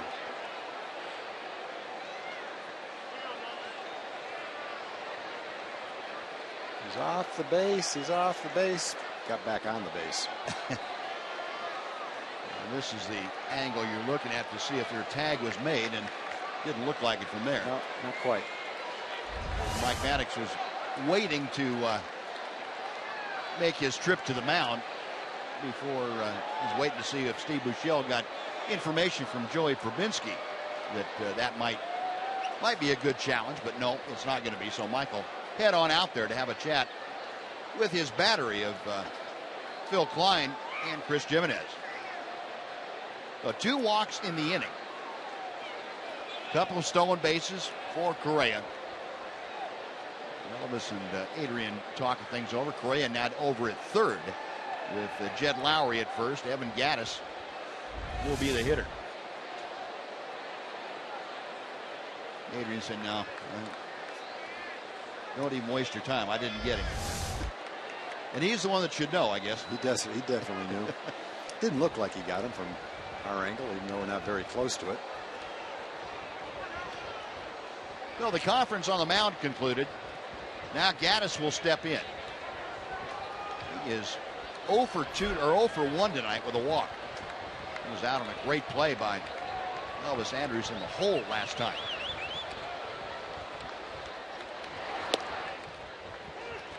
Breaking ball in for strike 1 from Phil Klein. If the Rangers can escape another jam right here, get Gattis to ground out to shortstop, turn a double play. 1 out, first and third. Did it a couple of times last night, looking to do it again right here. A couple of walks, have a little rally going. The Astros have only had 1 hit in the game, but they've had 5 walks. The leadoff walk in the 4th scored the only run for the Astros. Gattis, as we mentioned, has one of those 5 walks. And he is a dangerous hitter in a run-producing situation. The 1-1 pitch. 1-2.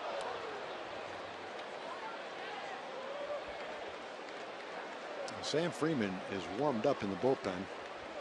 This will probably be Phil's last hitter. You got a left-hand hitter coming up next, and then a switch hitter. Conger much better swinging left-handed than he is right-handed, though. Sam out there along with Andy Hawkins, the Ranger assistant pitching coach, bullpen coach. 1-2 pitch coming from Klein. To right field, falling in a hurry. That's down for a base hit. Correa will score. Stopping at second is Lowry. The RBI single to Evan Gattis that cuts the Ranger lead to 4-2.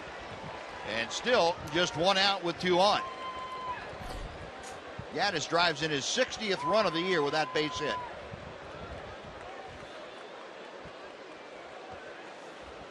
And that is going to do it for Phil as Jeff Bannister wants to go to the left-hander with Colby Rasmus, the scheduled hitter.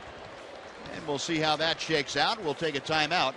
Pitching change underway here at Globe Life Park. We're back right after this. U.S. Armed Forces serving around the world on land and on ships at sea. Welcome to all of you, and thank you for your service. Sam Freeman has come out of the Ranger bullpen to take over. He inherits runners at first and second. He'll be facing Colby Rasmus, a left-handed hitter, and he's not being taken out for a pinch hitter. So A.J. Hinch figuring that Rasmus has as good a chance as maybe a right-handed hitter against Sam Freeman, considering that Sam Freeman, as we've mentioned, has the reverse splits. Yep, they're looking at the same numbers, Buzz. Sam, you saw 39 appearances coming into tonight. Left-handers hitting about 100 points higher than right-handers against Freeman. We got Lowry at second, Evan Gattis at first. The tying runs are on base. Rangers leading at 4-2. Rasmus tonight has lined to right and skied to center field. Freeman has worked now in each of the 3 games against the Astros. On Monday night, through 2/3 of an inning, retired both hitters he faced. And last night had a little bit of a rocky outing, but it was a scoreless frame. Gave up a hit and a walk. Also had a strikeout.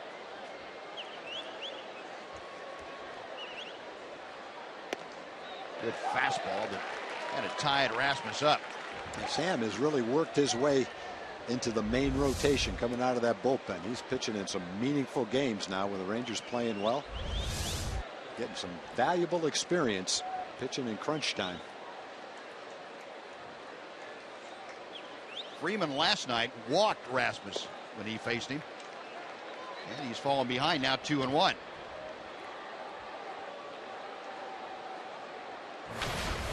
Rasmus a .235 average. With runners in scoring position, a much better hitter, .288 the average. Got Lowry at second, trailed by Gattis at first. And Freeman's going to back off the pitching rubber.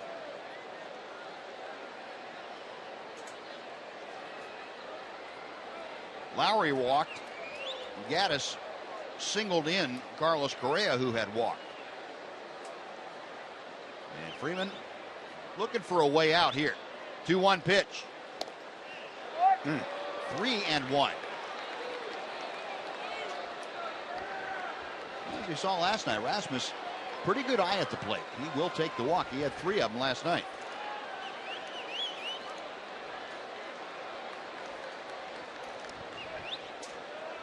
Rangers shifted around to the right, but not in an overshift. That's outside, ball 4. That will load the bases. And Hank Conger coming up. 3rd walk of the inning, 6th walk of the game by Ranger pitching. You can pitch around a walk or 2. It's tough to pitch around 6 walks, especially 3 of them in 1 inning. Now it really is going to take some artistry to get out of this one. Although Conger is a .159 hitter right-handed, struck out 23 times in 63 at-bats, only 10 times swinging left-handed, so got a better chance to get him right-handed than you do left-handed. One thing about Conger, he zeroed in on the home run. He had never had a multi-home run game until Saturday, and one of those 2 home runs that he hit Saturday was a grand slam. Those came against the Arizona Diamondbacks. Career high 5 RBI in that game. He's up in a tough spot here. Bases loaded, 1 out, and Freeman misses inside for ball 1. Conger has walked and lined to third. Both those at bats were against the starter, Nick Martinez.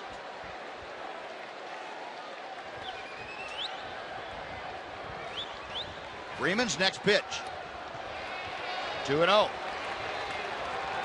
Like Sam was just trying to guide that one.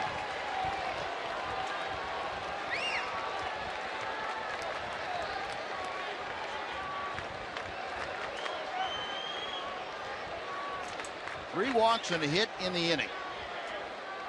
One out, a run across, and the Astros threatening to do more damage.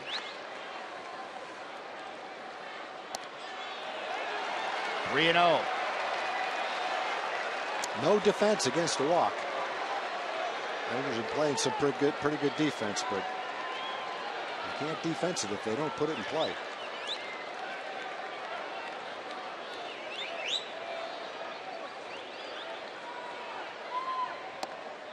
Got it on the corner. 3 balls and a strike. You know, for Conger, you've got to take a pitch right here. Hopefully he doesn't look at it that way and grounds one to shortstop. Spencer Patton loosening in the Ranger bullpen. 3-1 pitch. Lost him, ball 4. That forces in a run. And it cuts the Ranger lead to 4-3.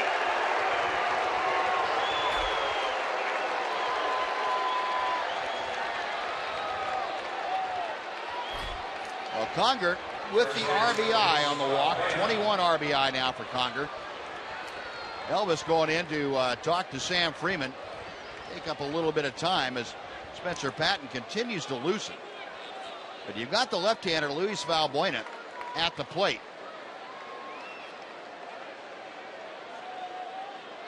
I know that the left-hander matchup doesn't necessarily mean much, but considering Sam Freeman's splits against left-handers. Last night, Valbuena flying to left field against Freeman. Here, the tying run is at third with just 1 out. Valbuena 0 for 2 tonight. And he gets a strike at the bottom of the zone. Sam coming in with something other than a fastball on the first pitch. Valbuena, 1 career grand slam to his credit.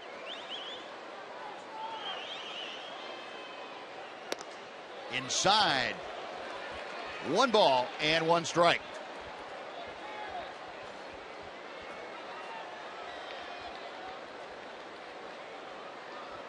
A perspiration-inducing moment. Freeman with the bases loaded. A 1-run ball game. 1-2.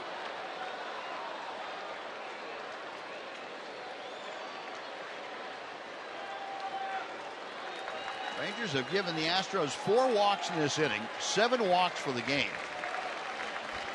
Gaddis has the only hit in this frame. That was an RBI single. Rasmus at second had a walk, and Conger at first had a walk. Now the 1-2 pitch. Line down the right field line, but foul. We'll come back and try it again. And this is an Astro team that not noted for taking base on balls. Their on-base percentage as a team, 13th in the league. They're at .312. They make that 8th in the league at .312. This already ties the most walks they had drawn all year. Another 1-2 pitch is on the way.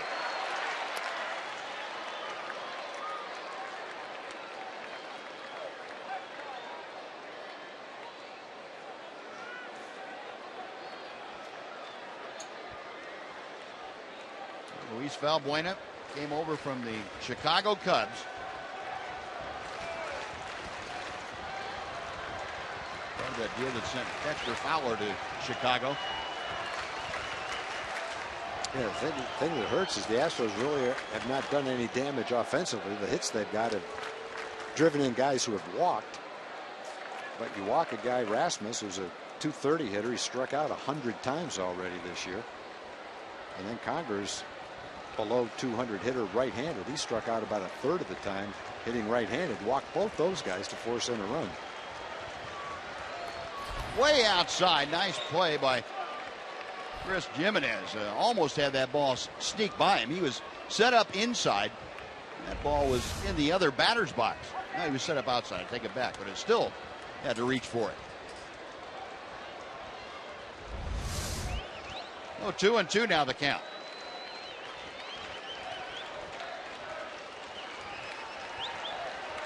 Sam shaking off a couple of signs. Now picks one out. And Valbuena spoils an off-speed pitch.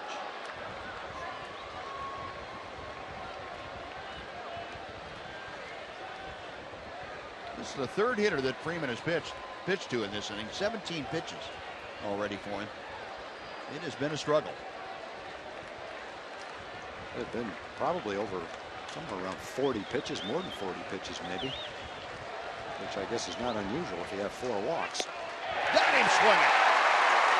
Freeman able to go up the ladder. Valbuena couldn't climb that high. And that is a huge punch out. 2 gone.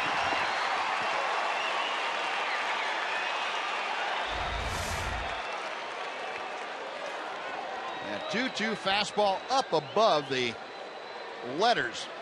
Valbuena, and he swung underneath it, and that's going to do it for Sam Freeman. So he does get the left-hander Valbuena.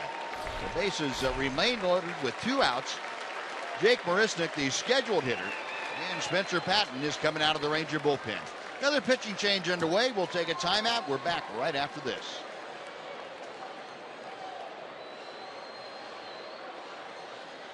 $13 and under with a back-to-school backpack. Come on out to Globe Life Park. Watch the Rangers take on the Seattle Mariners and get your kids geared up for school.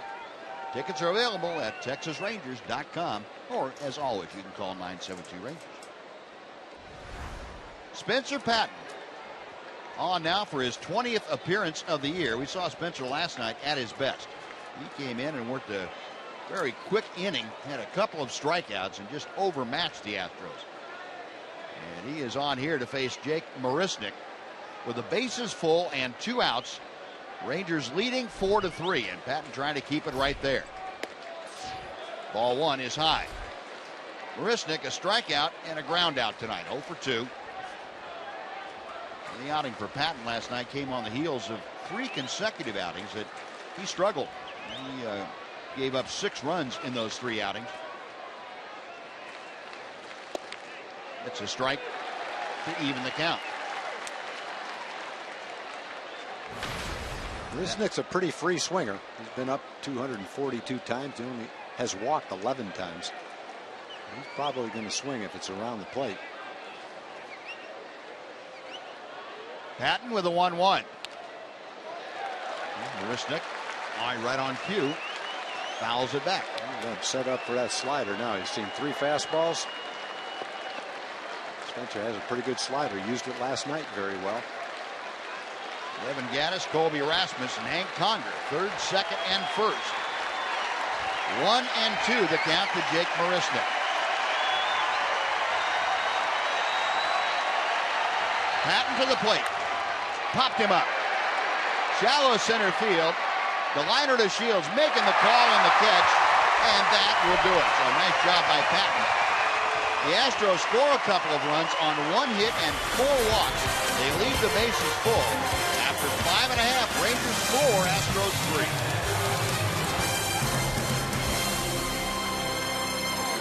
But is $300 and dinner for 2 at Sonic Drive-In. If a Ranger hits a home run during this inning, Francis Miller from River Oaks, Texas, will win $300. And if a Ranger hits a grand slam this inning, Francis is going to win $25,000. You can register at any participating Sonic restaurant. And, during his warm-up tosses, looked like Scott Kazmir back tightened up on him. Could have been sitting for that long half inning that the Rangers were out in the field. Here he is warming up between innings, went back out there. And got a little hitch in his get-along right there. Like somebody jabbed him with an ice pick.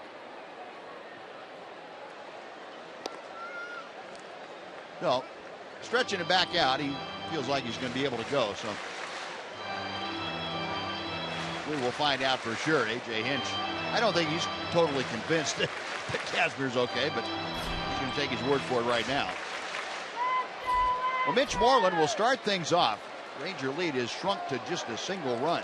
It's 4-3 Texas. And Mitch And an RBI single back in the first. He is 1 for 2 tonight. Astros going to that pronounced overshift with Moreland up there. And Kazmir significantly, as you look at the defensive alignment, Kazmir significantly back off the 92 or so fastball that he normally features. That was 86. 0-1 pitch.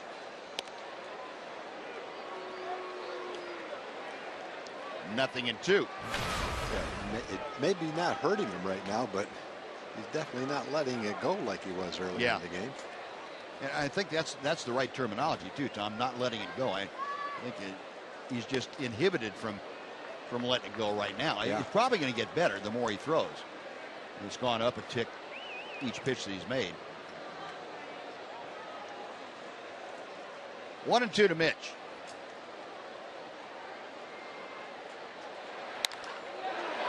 Base hit to right field for Moreland. And that off-speed delivery stayed up just enough for Mitch to be able to collect his second hit. And the Rangers have their leadoff man aboard. If the breaking ball is not as sharp and the fastball is 4 miles an hour less, it means the differential between the fastball and the changeup is not quite the same. All adds up to it. Should be a little bit easier to hit him right now. That's the 5th hit of the night for the Rangers. Mitch's second. Here's Elvis, who also has a base hit. He's going to bunt. He tried to push it and pushed it foul. Trying to get that between Kazmir and Valbuena coming down the line from first. Remember, Elvis a couple of nights ago got that job done. Chad Qualls loosening in support of Scott Kazmir out of the Astros bullpen. 0-1 to Elvis. Elvis 1 out of 2, drove in his 39th run of the year with a first inning single. No bunt here. Up the middle, that's a double play ball to Correa. Right at the bag, he turns it over. That removes Mitch Moreland, who had the leadoff single. There are now 2 outs. The base is empty for Ryan Rua.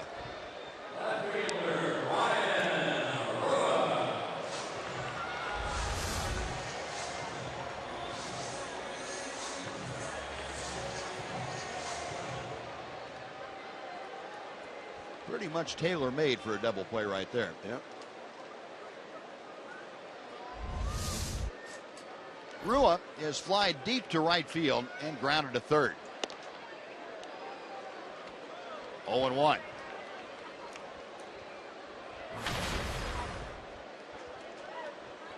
Rua with the average at 203 currently. Tom told you when we were going over the lineup that Rua had that inside the park home run. First one by a Ranger in this ballpark since Craig Gentry had one several years ago here. Fouled back, still 0-2. Well, it looks like he got loosened up, Buzz. That last one was 91 miles an hour. Yeah, so you're right. The more he threw, the more it loosened up for him. Now the question is, when he goes back and sits down, what's going to happen? Yeah. They might not ask him to go back out there. Probably not.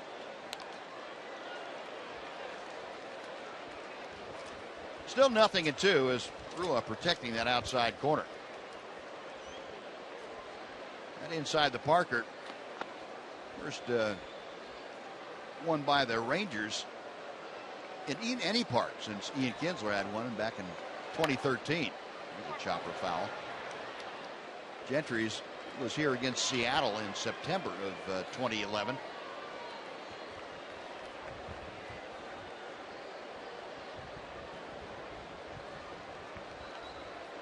Another 0-2.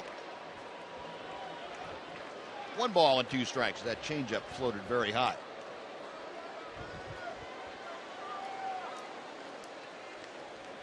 Kazmir nearing the 100 pitch mark. 95, 96 now on the way. Changeup just floated outside. At least according to home plate umpire Jim Reynolds. 2-2.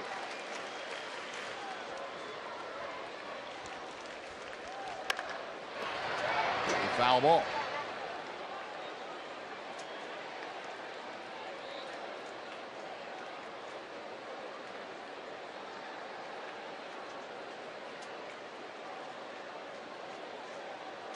Rua back in there. Kazmir staying right on top of the mound. And the left-hander getting the sign from Hank Conger. 3 balls, 2 strikes. Rua trying to extend this 6th inning. If he gets aboard, Adam Rosales will have an opportunity to bat.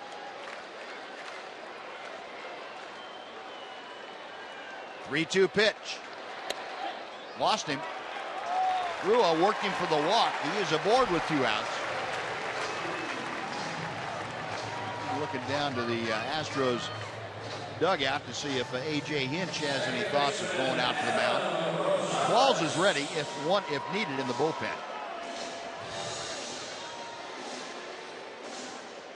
Apparently not. Apparently he's going to let Kazmir work to Rosales.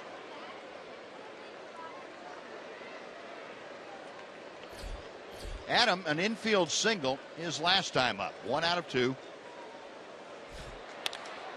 And make that 2 out of 3 as he bangs on the left field for the base hit. Rua puts the brakes on as he goes around second. A walk now, a single with 2 outs. Runners at first and second. Chris Jimenez will not face Scott Kazmir. A.J. Hinch on his way out to the mound. He will no doubt want Chad Qualls to come on into the ballgame. He signals that that's exactly what he wants to do. So Kazmir finished after 5 2/3 innings of work here tonight. He leaves trailing 4-3, and with a couple of runners on, his responsibility. So another pitching change underway here in Arlington. Rangers leading 4-3. We're back right after this. Taking on the Pirates in a key game for both those clubs. Then at 6 p.m. Central, the NL Central leading Cardinals battle the Brewers in a game you can only see on Fox Sports 1. Coverage begins at 2:30 p.m. Central Time only on Fox Sports 1 and streaming live on Fox Sports Go. Well, Chad Qualls, the 36-year-old veteran right-hander, now appearing in his 38th ball game, has come out of the Astros bullpen to take over. Qualls, a 1-4 record, ERA above 4. Opponents, though, hitting just .230 against him. 8 walks and 28 strikeouts in 32 innings. He inherits Ryan Rua at second, Adam Rosales at first, and Chris Jimenez at the plate. Chris 1 for 2 tonight with a home run. Qualls with that slider in for strike 1.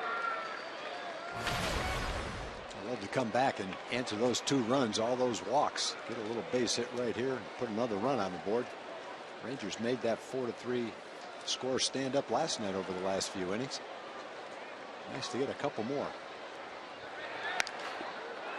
Jimenez fighting that foul to the right. It is 0-2.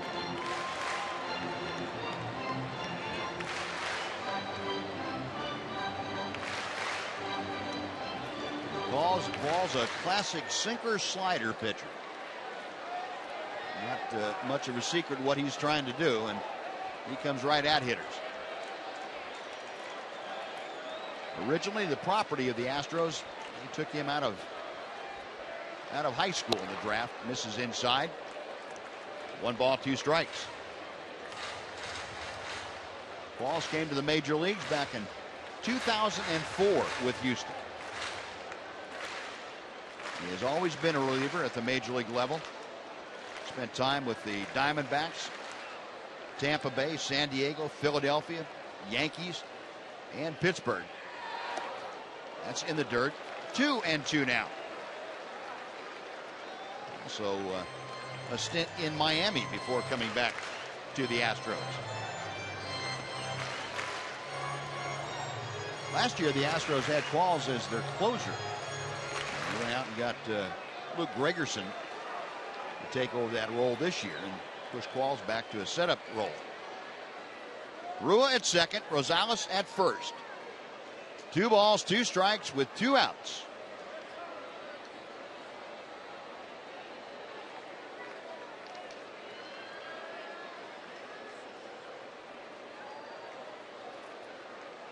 Conger flashing the signs. Now we're set. And Jimenez is spoiling a pitch away from him. Trying to serve one out there to the outfield. Yeah. Maybe serve one out into the grass in center field like he did back in the 2nd inning. That'd be even better. Launched that sky-high fly ball that went 410 feet. Yeah, Carlos Gomez still trying to figure that one out.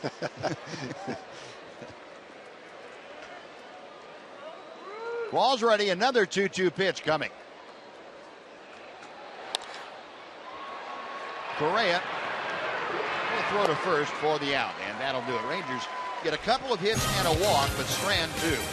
We're going to the 7th inning in Arlington. It's the Rangers 4 and the Astros 3. Start Mitch Moreland, the RBI single, bringing home Ryan Strasburger, his first major league run score. Rangers put 3 on the board in the first, and Chris Jimenez launched a towering home run to dead center. His first home run in almost 3 years. That made it a 4-0 game. But back came the Astros.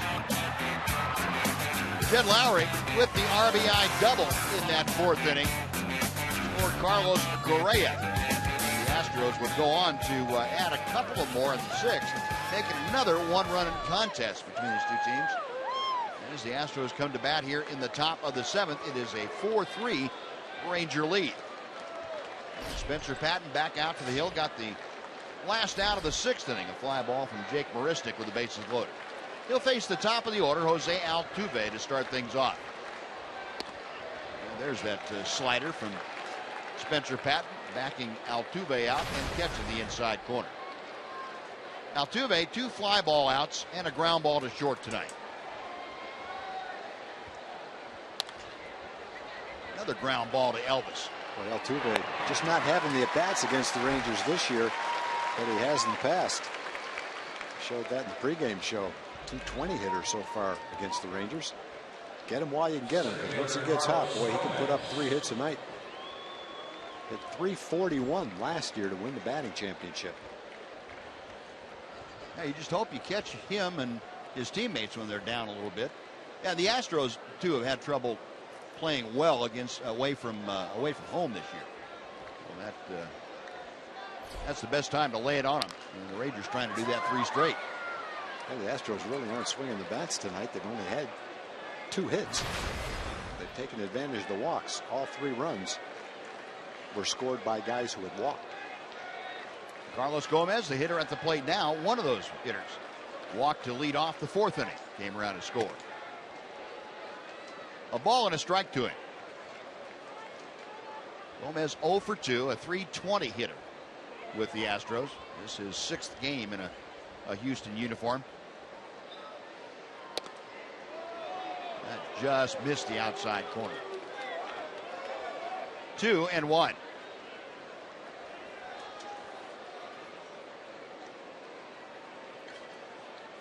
Patton back to the plate. Chopper foul evens the count. Mentioned Gomez coming over from the Milwaukee Brewers along with starter Mike Fiers in a deadline deal. Last night, Gomez hit his 100th career home run. And he joined some pretty select company by doing that. Now 100 steals and 50 home runs over the last 4 years. He and Mike Trout, the only 2 that have accumulated those numbers.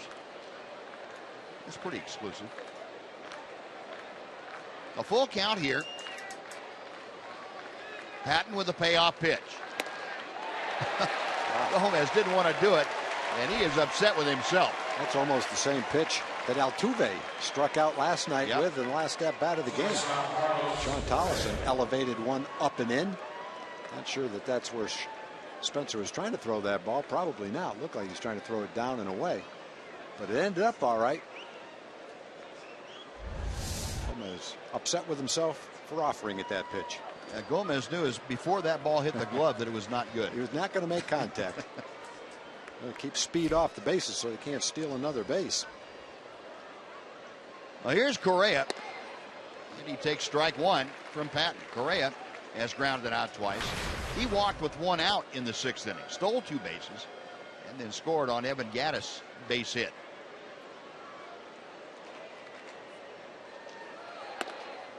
One ball and 1 strike.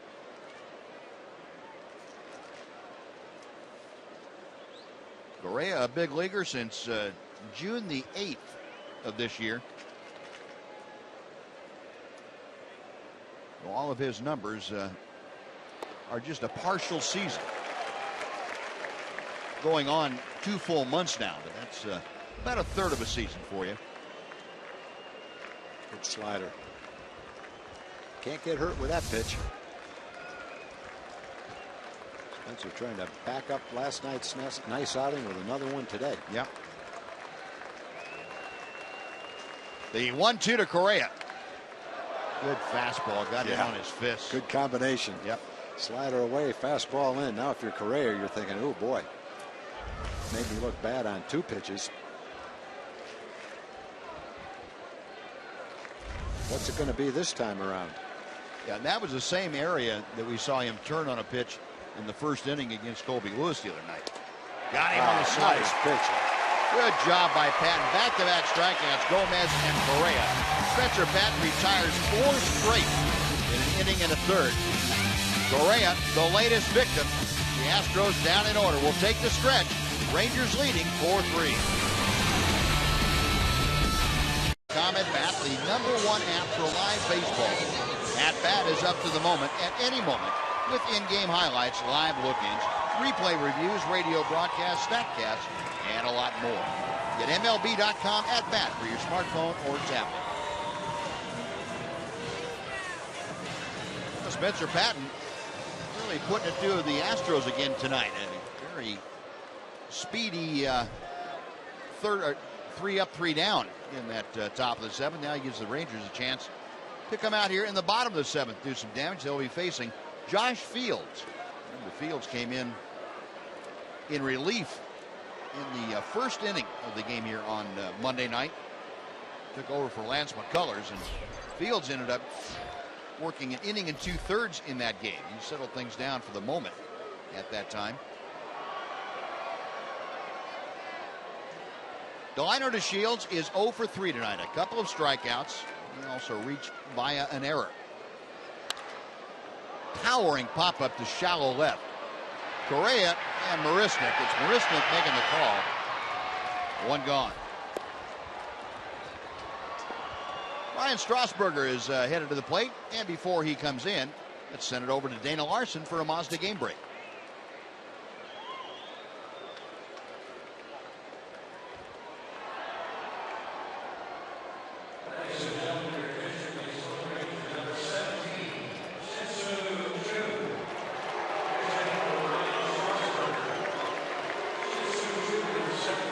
All right, Dana, thank you.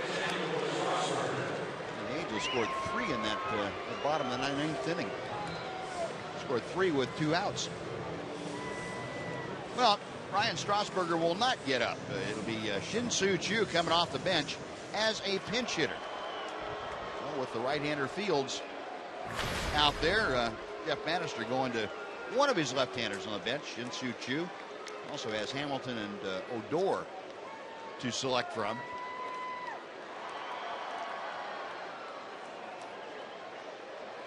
Choo, a .239 average. Fields gets a strike right at the bottom of the zone. Shin-Soo, 14 home runs, 50 driven in. He is 0 for 2 in his pinch hitting experiences this year. Fields back to the plate. 0-2 to Choo. Fields a good cut fastball. Also that change of pace pitch that you saw. Slider will mix in an occasional curveball. He's got a varied assortment.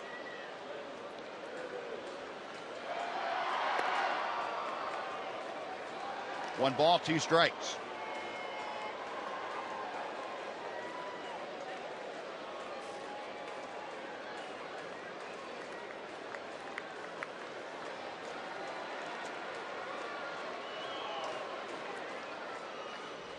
Fields back to the plate, and another foul ball. Last time we saw Choo as a pinch hitter, it's out in Colorado, the first game of the Rocky series. Pinch hit in the 8th inning of that ball game.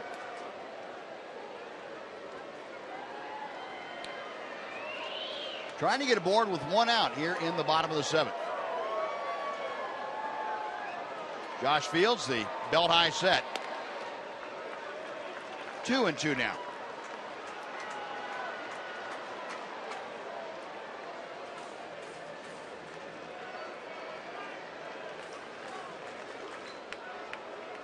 Fields, the 3rd pitcher used tonight by A.J. Hinch.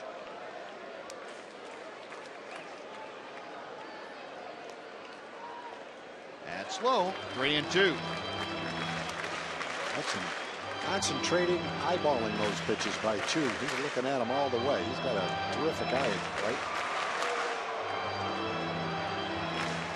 Chu trying to get aboard as a pinch hitter. Prince Fielder, the Ranger DH, is next.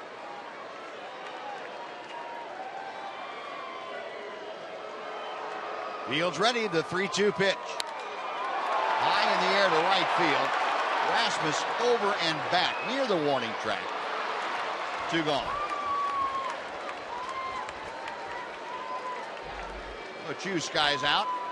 And with 2 away, Fielder coming up.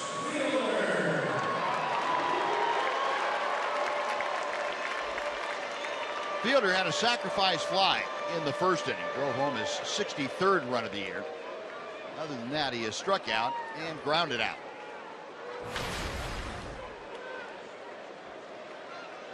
Rangers 4 runs on 6 hits tonight. Astros 3 runs on just 2 hits. They have committed 2 errors that cost them some runs in the 1st inning.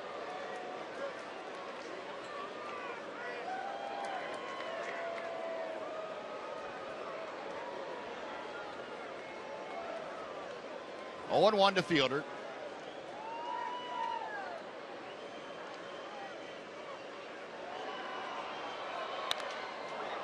Popped up. Wind pushing that ball back and into the seats.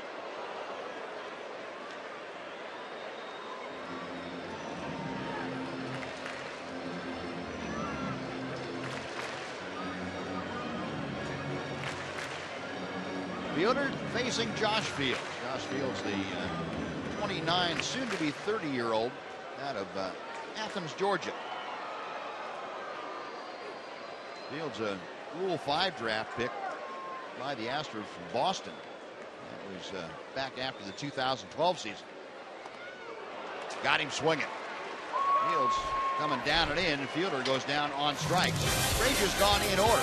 We have finished 7 full innings here in Arlington. It's the Rangers 4 and the Astros 3. In the game, you got to give it to Laura and Billy celebrating their 70th wedding anniversary, and they decided to bring their grandkids out of the game. Now, you are Laura, right? I am Laura. Okay. Yeah. Why here at the ballpark, Laura? Well, it's a payback to these grandkids for the great job that they've done in celebrating our anniversry. So, right. And Billy, how has it been married to Laura for 70 years? Wonderful. And you, Laura? Well, it's been great. All right. Well, how did you get the name Laura? Well, I'm from a family of 15 children, and my twin brother and I was 12th and 13th.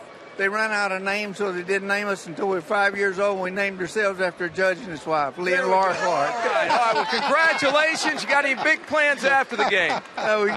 Yes, we'll run around with these kids and see what they have up their sleeve. Oh, nice. All right. Well, you guys take care of them. Oh, I appreciate it. Congratulations. Enjoy the rest of the game. Thank you. Way to go, Laura. There we go. It's pretty tough to go through 5 years of your life without a name. Yeah. Well, at least they weren't alone. They had each other to hang on to. But named after Judge Laura. But Jake Diekman has come into the game to take over here in the 8th inning. And he is dealing to Jed Lowry to start things off. Lowry, of course, the switch hitter, will flip around to hit from the right side against the lefty Diekman. Jake appearing in his 5th ball game for the Rangers since coming over in the deal with the Phillies. That's out of play. And the count is a ball and 2 strikes. Diekman, in his first 4 outings, has worked 3 innings, has not allowed a hit, has walked 2, and struck out 3. That's just about as efficient as you can be. noticed the other night when we were talking about, Jake, the walk totals that he'd had previously. Maybe a little bit of a difficult point for him, but boy, we haven't seen anything that would lead us to think that control issue had followed him here. He has thrown a lot of quality strikes. The 2-2 pitch. Now 3-2. Lowry has walked, doubled, and flied to center. 1 out of 2 officially. Lowry's double drove in his 11th run of the year. That was back in the 4th inning. Guys, guy that was really high on Jake Diekman before the trade was made was Michael Young, who played alongside him when he spent time in the Philadelphia Phillies organization. Had great things to say about the stuff that he had, about the teammate that he was, and I think that might have gone a long way in deciding who to add as far as pieces were concerned when the Cole Hamels deal came up. I think that's a pretty good recommendation to have. Say, if you get that recommendation, it would carry a lot of weight for sure. Thanks, Em. Well, the leadoff walk, that puts Lowry aboard, brings up Evan Gattis, who is 1 for 2 tonight. Gattis also has walked and singled. Double play ground ball to Rosales. So much for the leadoff walk. There you go. That double play took care of everything. And there are 2 outs and the bases empty for Colby Rasmus. Well, if you're going to walk a leadoff guy, that's the best pitch to throw right afterwards. Well, you walk the leadoff guy, you get 2 outs with 6 pitches. Last night, he pitched 1 inning, and I guess threw 5 or 6 pitches last night, so he's doing it efficiently. So 2 gone now, and Rasmus, who drew a walk his last time up, will step in. Rasmus 0 for 2. A couple of fly balls other than the base on balls.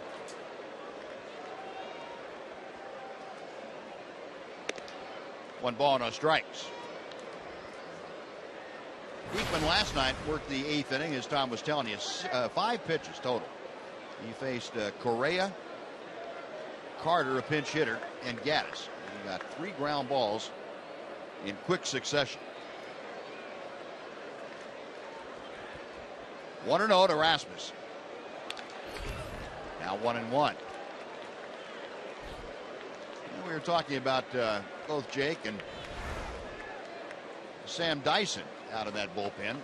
This is the point we had for you before the ball game, how important they have been, and fortifying the back end of the bullpen. And John Daniels had made special mention that was one of the things that he really wanted to do as this year went on, and looking toward next year also. And bringing in these 2 guys, Jake Diekman, of course, that power arm from the left side. You've seen him get the fastball up to 98 miles an hour or so, and also Sam Dyson, who has that heavy sinker in the mid-90s as well. John Daniels has done a great job of fulfilling the need that he saw in that bullpen. Good breaking ball. 2-2. There's 2 other guys that over the foreseeable future will probably be back. 2 guys who are throwing the ball well. Anthony Bass, eligible to come back soon. And so is Keone Kellen. That'll be 2 more guys that can fortify the bullpen. To right field, that is going to be through the shift for a base hit. HOU, who stayed in the ball game to take over in right field, gets the ball back in. He looked like he hit an off-speed pitch. Had the fastball thrown right by him, and then that one looked like it was kind of right in his wheelhouse. He was able to get the good, not the good part of the bat, but get the bat head out anyway and hit it into right field.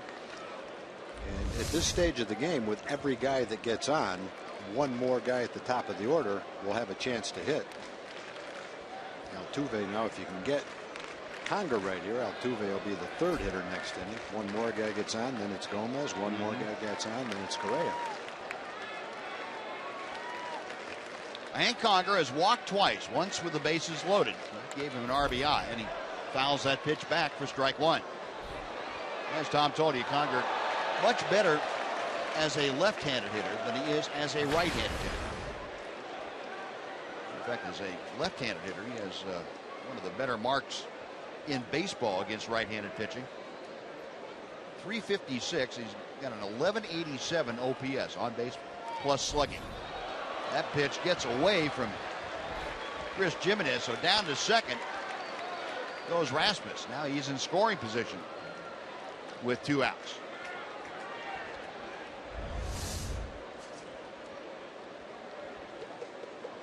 Wild pitch. Charge to Jake Diekman.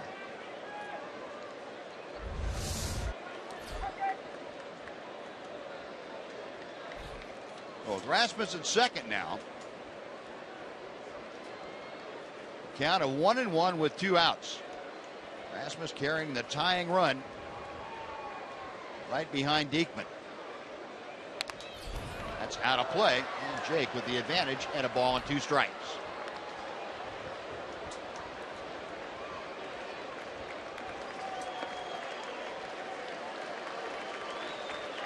Conger this year ranks first among all major league hitters against right-handed pitching in on-base plus slugging and slugging percentage. If you have 50 or more plate appearances. And he is no slouch from the right side. From the left side, I should say. To right field, Chu toward the line, is there in time, makes the catch, and that'll do it. No runs, a hit. The double play helped. 1 man left after 7.5. Rangers lead it 4-3. To a 1-run lead over the Astros. The Rangers going for a sweep in this Lone Star series, or at least this 3-game series within the season-long series between these 2 teams. They will have an off day tomorrow in which they will travel to Seattle for a 3-gamer against the Mariners. Cole Hamels will make his second start as a Ranger, go up against the former Ranger, Nelson Cruz, who is second in MLB with 31 home runs. And guys, a bit of an oddity as the Rangers have won now 6 of their last 7, going for 7 of their last 8 tonight.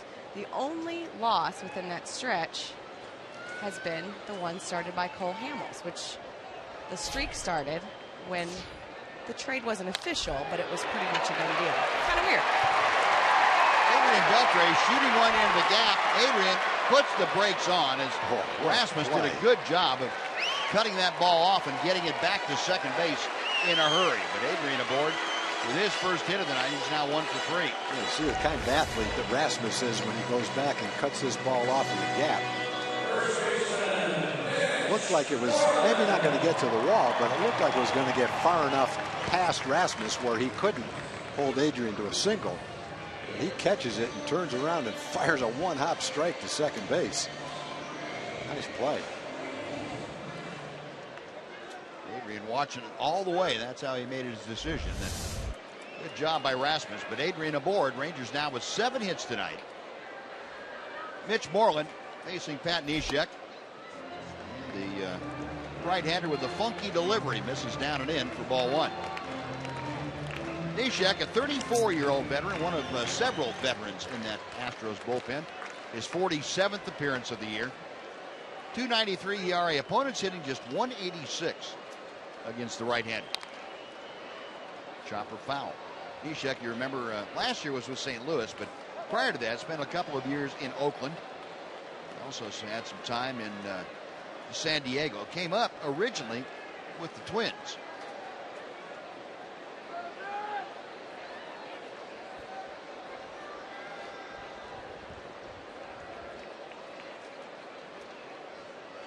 Neshek out of Butler University. Oh, there's that slow off-speed pitch. And Mitch just able to tick it foul.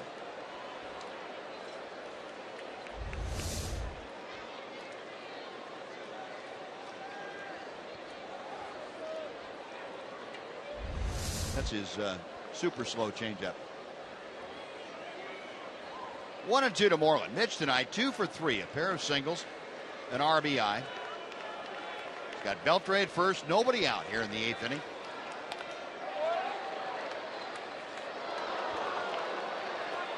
About a 22-mile-an-hour difference between that changeup and the fastball.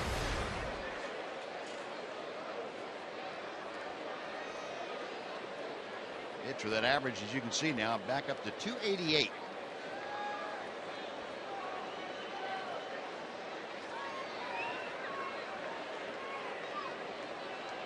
Conger wants that fastball away from Moreland. And he went upstairs with it and got Mitch to swing through it. And Neshek gets the strikeout, one away. And Elvis Andrews coming up. I'm going to show you tonight's strongest fan photo selection. Good folks at T-Mobile making all this possible. And tonight's selection from Charlene. Very nice, Charlene. Thank you very much for sending that along. If you'd like to have your fan photo, your strong fan photo, popped in there to see if we can get it on the air, just use hashtag Southwest Data StrongFan. The photo might be selected to be aired during one of our upcoming broadcasts. Again, it's all brought to you by the good folks at T-Mobile. 1 on, 1 out. Neshek misses outside to Elvis. Andrus 1 out of 3 tonight. Had an RBI single back in the first inning.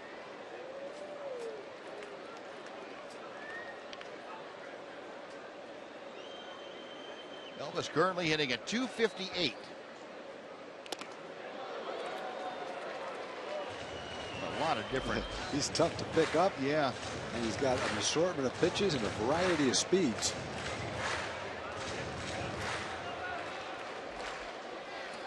I always like to look at how the pitches are defined in these charts that we get.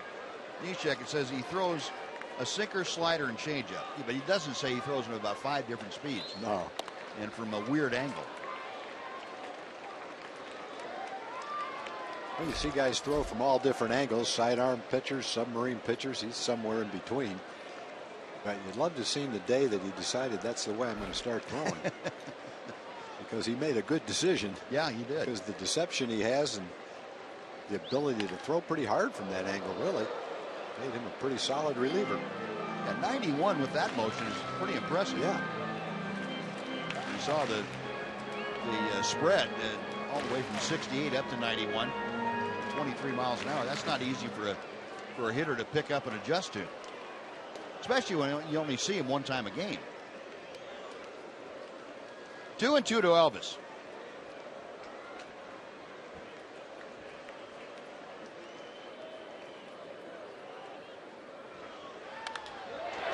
Line to left field.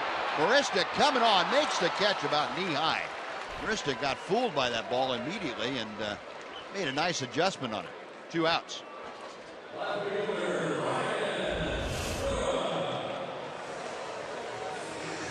Took a slight step back, paused. He's a good outfielder. He's got good reflexes, good actions out there, strong arm, very good outfielder. Well, when the Astros get George Springer back in about 3 or 4 weeks, they're going to have 4 guys that can play center field. Springer, you got Rasmus, who was a center fielder, Carlos Gonzalez, and Jake Maristic. Boy, then you look at the defense that Altuve plays at second. Yeah. Correa, who plays at shortstop. He's got solid catching. Good defensive ball club. Mm-hmm. Ryan Rua at the plate. 0 for 2 with a walk tonight. And Neshek drops that off-speed pitch in for strike 1. It's 1 ball and 1 strike. Adrian Beltre led the inning off with a solid base hit to right center field. There's Sam Dyson. He is loose and ready if called upon in that Ranger bullpen. 1-2. I want to point out that unless it was an absolute necessity, Sean Tollison was not going to be used tonight. Tolly's worked in 6 of the 7 games, 6 of the last 7 games. And Jeff Anderson said, unless we just completely ran into an emergency, he'd rather stay away from him tonight. Boy, that's one of the perils of playing a lot of good baseball and a lot of close games. Your closer gets a lot of work, sort of a late inning guys. Yep. Rua gone on strikes, and that'll do it for the Rangers. No runs, a hit, 1 left. We are going to the 9th inning. Sam Dyson ready if called upon. 4-3 Texas. All over again. The Rangers with a 1-run lead in a 4-3 game, heading to the top of the 9th, looking to close out the Houston Astros. Dana Larson here reminding you we've got the post-game show coming up right after the game. Join me, Mark McLemore, and Pudge Rodriguez as we wrap up this game. We wrap up this homestand. We'll hear from the manager, Jeff Bannister, Emily Jones, of course, in the clubhouse with player reaction, and we will look ahead to the series in Seattle with Cole Hamels on the mound on Friday night. So please join us right after the game, me, Mac, and Pudge. But for now, we'll get it back to Buzz and Tom, guys. All right, Dana, thanks very much. Well, Jeff Bannister sent Jake Diekman out there to take his warm-up tosses, and then A.J. Hinch decided he was going to pinch hit for Luis Valbuena. He brought up a switch hitter, Marwin Gonzalez, once he was announced. And Jeff Bannister said, okay, we're going to bring in the right-hander. So Sam Dyson coming out of the bullpen will effectively start this the top of the ninth inning. Rangers leading 4-3. Another timeout. We're back right after this. Marwin Gonzalez is going to lead off this ninth inning. And Sam Dyson has come out of the bullpen to take over. This is Dyson's fourth appearance with the Rangers. He is 0-1. 1 for 1 in save opportunities. Got his first career save on Sunday. ERA of 3.38. Opponent's average 4.17. And he will face Marwin Gonzalez, a switch hitter who will bat from the left side. Gonzalez hitting at 263. 7 home runs, 22 RBI. And the first pitch, that big sinking fastball in for strike one. Gonzalez this year is 1 for 6 as a pinch hitter.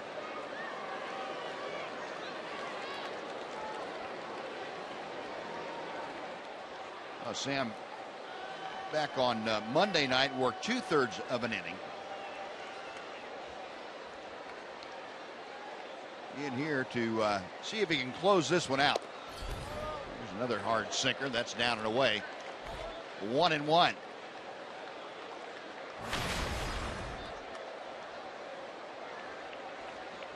On Monday night, Dyson faced Altuve, Carlos Gonzalez, and Correa.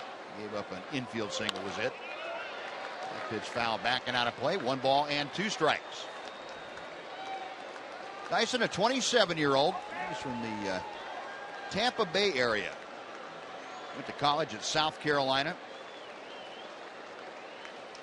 Missed the 2011 season. And Tommy John surgery. Originally with the Toronto Blue Jays. Came up with them in 2012. Base hit to right field. Gonzalez able to shoot it through the hole on the right side, and the Astros have the tying run aboard with nobody out here in the ninth inning. Oh, sinker ball pitchers, usually a ground ball pitcher. Leadoff walk last inning was erased immediately by a double play. Ground ball by Gonzalez, but it found a hole.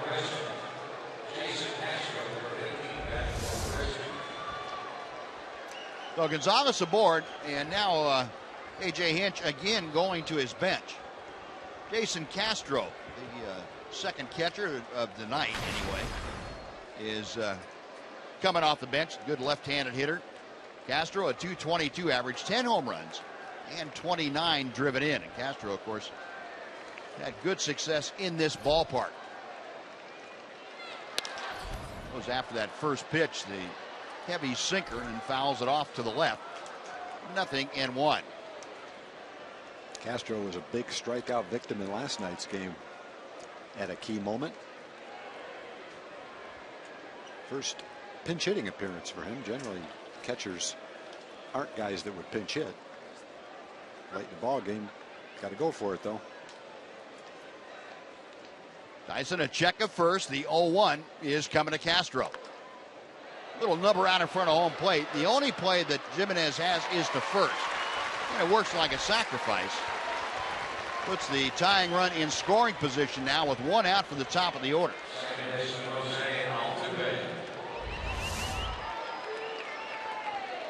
Good sinking fastball down and away. He's got a little piece of it.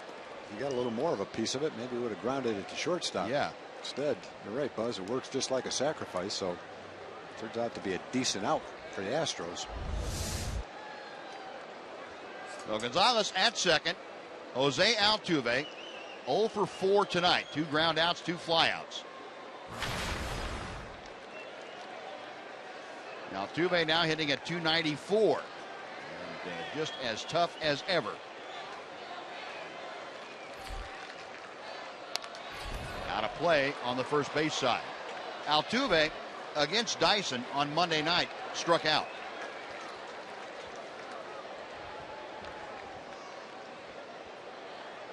Altuve in this series just 2 for 14. Sam Dyson trying to make that 2 for 15. Right-hander okays the sign, a check of second. 1 ball and 1 strike.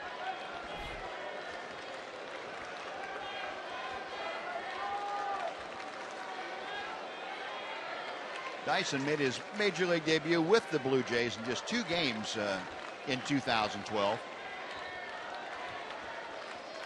He went over to the Miami Marlins. He was a waiver claim by the Marlins. Out of play, 1 ball and 2 strikes. As usual, the game coming right down to the wire, and the outs you have to get are tough outs to get. Altuve and Gomez after him. One thing you can do with Altuve when he gets 2 strikes, especially in a situation like this, we saw it last night, is he will expand the strike zone. Yep. He's not up. You almost can't walk him in this at bat. Only walked 23 times. Yeah, the question is, where do you expand it with him? A sinker ball pitcher, even though it's a hard to sinker throw the ball. hard fastball, yeah. isn't it? High fastball. Well, I would think that's not his strong suit. No. Just because he doesn't try to do it very often. Yeah. But we'll see. That's what Sean threw him last night. Right. A ball and 2 strikes. Fans getting behind Sam Dyson and their Rangers. He tried to get it up there. Good try. And it just missed. 2 and 2. The only reason he didn't swing at that is he couldn't. If that ball was about a couple inches more toward the plate, he might have swung at it. Nick Martinez, the pitcher of record for the Rangers. Nick worked the first 5 innings on his birthday here tonight, his 25th birthday this evening. The 2-2 pitch coming. High and tight, knocked him down, and it hit him. Dyson maybe trying to throw that high fastball to get Altuve to expand his strike zone. Lost control of it, and Altuve, boy, he avoided some serious hit. I don't know. Got him on the shoulder. Just ticked his arm. Wow. Boy, got to have some reflexes to dodge that 95-mile-an-hour pitch. Now, Altuve, one of those hitters that likes to dive into the pitches anyway. Yeah. Jeff Bannister waiting to get word from upstairs. Joey Probinski looking at the replays. Whether a pitch hits a batter or not is a challengeable play. And Steve Buechele waiting for word from Joey. And looked like it ticked his guard. Just the edge of the guard. And that is the word that came down to Boo, who gave it to Jeff Bannister. So 2 on with 1 out. The tying and go-ahead runs aboard for the Astros. Here we go again. It's kind of like last night. Well, it doesn't get any easier when you look at the hitters you got coming up. That kind of a hit by pitch, there's no way the umpire saw that, but he probably heard it. Heard that little click when it hit the pad. You got Gomez, then you got Correa. 2 free swingers that are very difficult outs. Looking for that ground ball, turn a double play, get out of it. Just like Hunter Pence the other night when San Francisco was in town. And Gomez 0 for 3 with a walk and a run scored tonight. This pitch is low for ball 1. Gomez, other than the walk, which was back in the 4th inning, has popped out, struck out, and grounded out.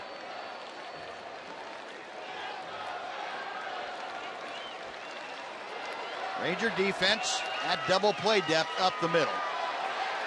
And Rosales, the second baseman, cheating toward the bag a bit.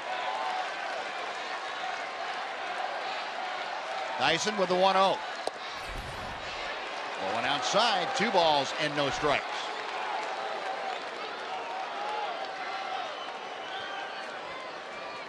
Jim Reynolds, the home plate umpire tonight, has had a very tight strike zone and has been that way for everybody. A.J. Hinch watching from his vantage point in that Astros dugout. The 2-0. Now 2-1. Well, you're right, Tom. Carlos Gomez does nothing at less than 100% speed. No. And he even talks to himself fast.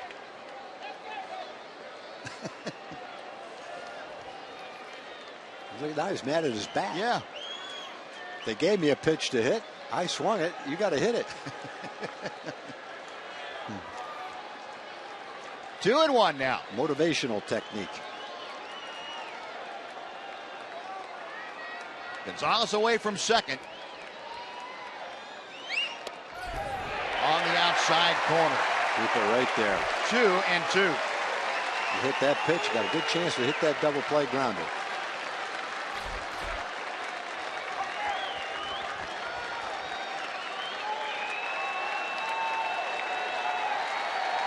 Gomez waiting. Marwin Gonzalez at second. Jose Altuve at first. A 4-3 Ranger lead, 1 out in the 9th inning. Got him swinging. That's some heat. 95 and diving. 2 gone.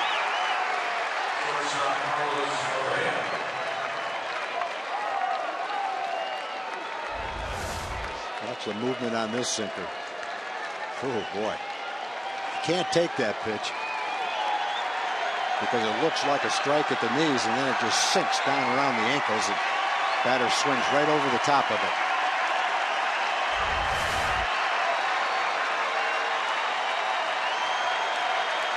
That's a pitcher's dream, is to send every hitter back talking to themselves. So 2 outs. Here is Carlos Correa. And Correa on Monday night had a ground ball to third against Sam Dyson. And Dyson trying to catch Marwin Gonzalez straying a little too far from second. Gonzalez recognized it and headed back to the bag. Correa tonight a walk in 4 trips to the plate. 0 for 3. Dyson with the first pitch to him. Ground ball in the hole. Elvis, the short way, the first, and that is a winner for the Rangers as they sweep the Houston Astros. Happy birthday, Nick Martinez. That's his 7th win of the year. The 2nd save for Sam Dyson in his career. And they have both come in the last 4 days as he got the save Sunday against the Giants and here tonight against the Houston Astros. Now another gut-wrenching night at the ballpark. I mean, also. Boy, tight games night after night against these Astros. A great series. Rangers end up winning all 3 from Houston, and they close the gap to the Astros. They're just 5 games now, so they pick up 3 games in this series, and the force play at second did it and got the Rangers hopping over that rail to congratulate each other.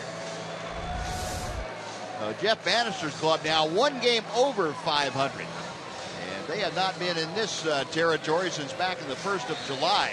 Nice to see the club back over 500 and playing this way at home. That is the one thing that you had to worry about with the Rangers. They started playing better baseball, but they started doing it on the road. Could they bring that home? The answer's been yes. They've gone 7-3 on this homestand, and we will head down now to the field. Emily Jones is standing by.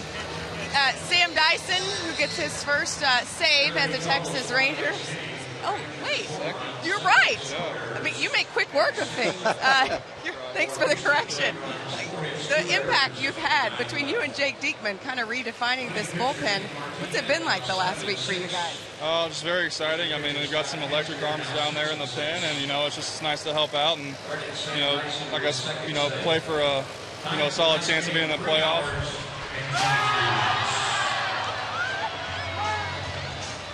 Wow. That was, listen, that may have been more impressive than what you just did on the mound. He doesn't need a towel. Nobody needs a towel. Well played, sir. I don't know how it is out there, but from where I've sit, it's been pretty stressful the last, several games. But I would assume you guys are just used to it, part of the job?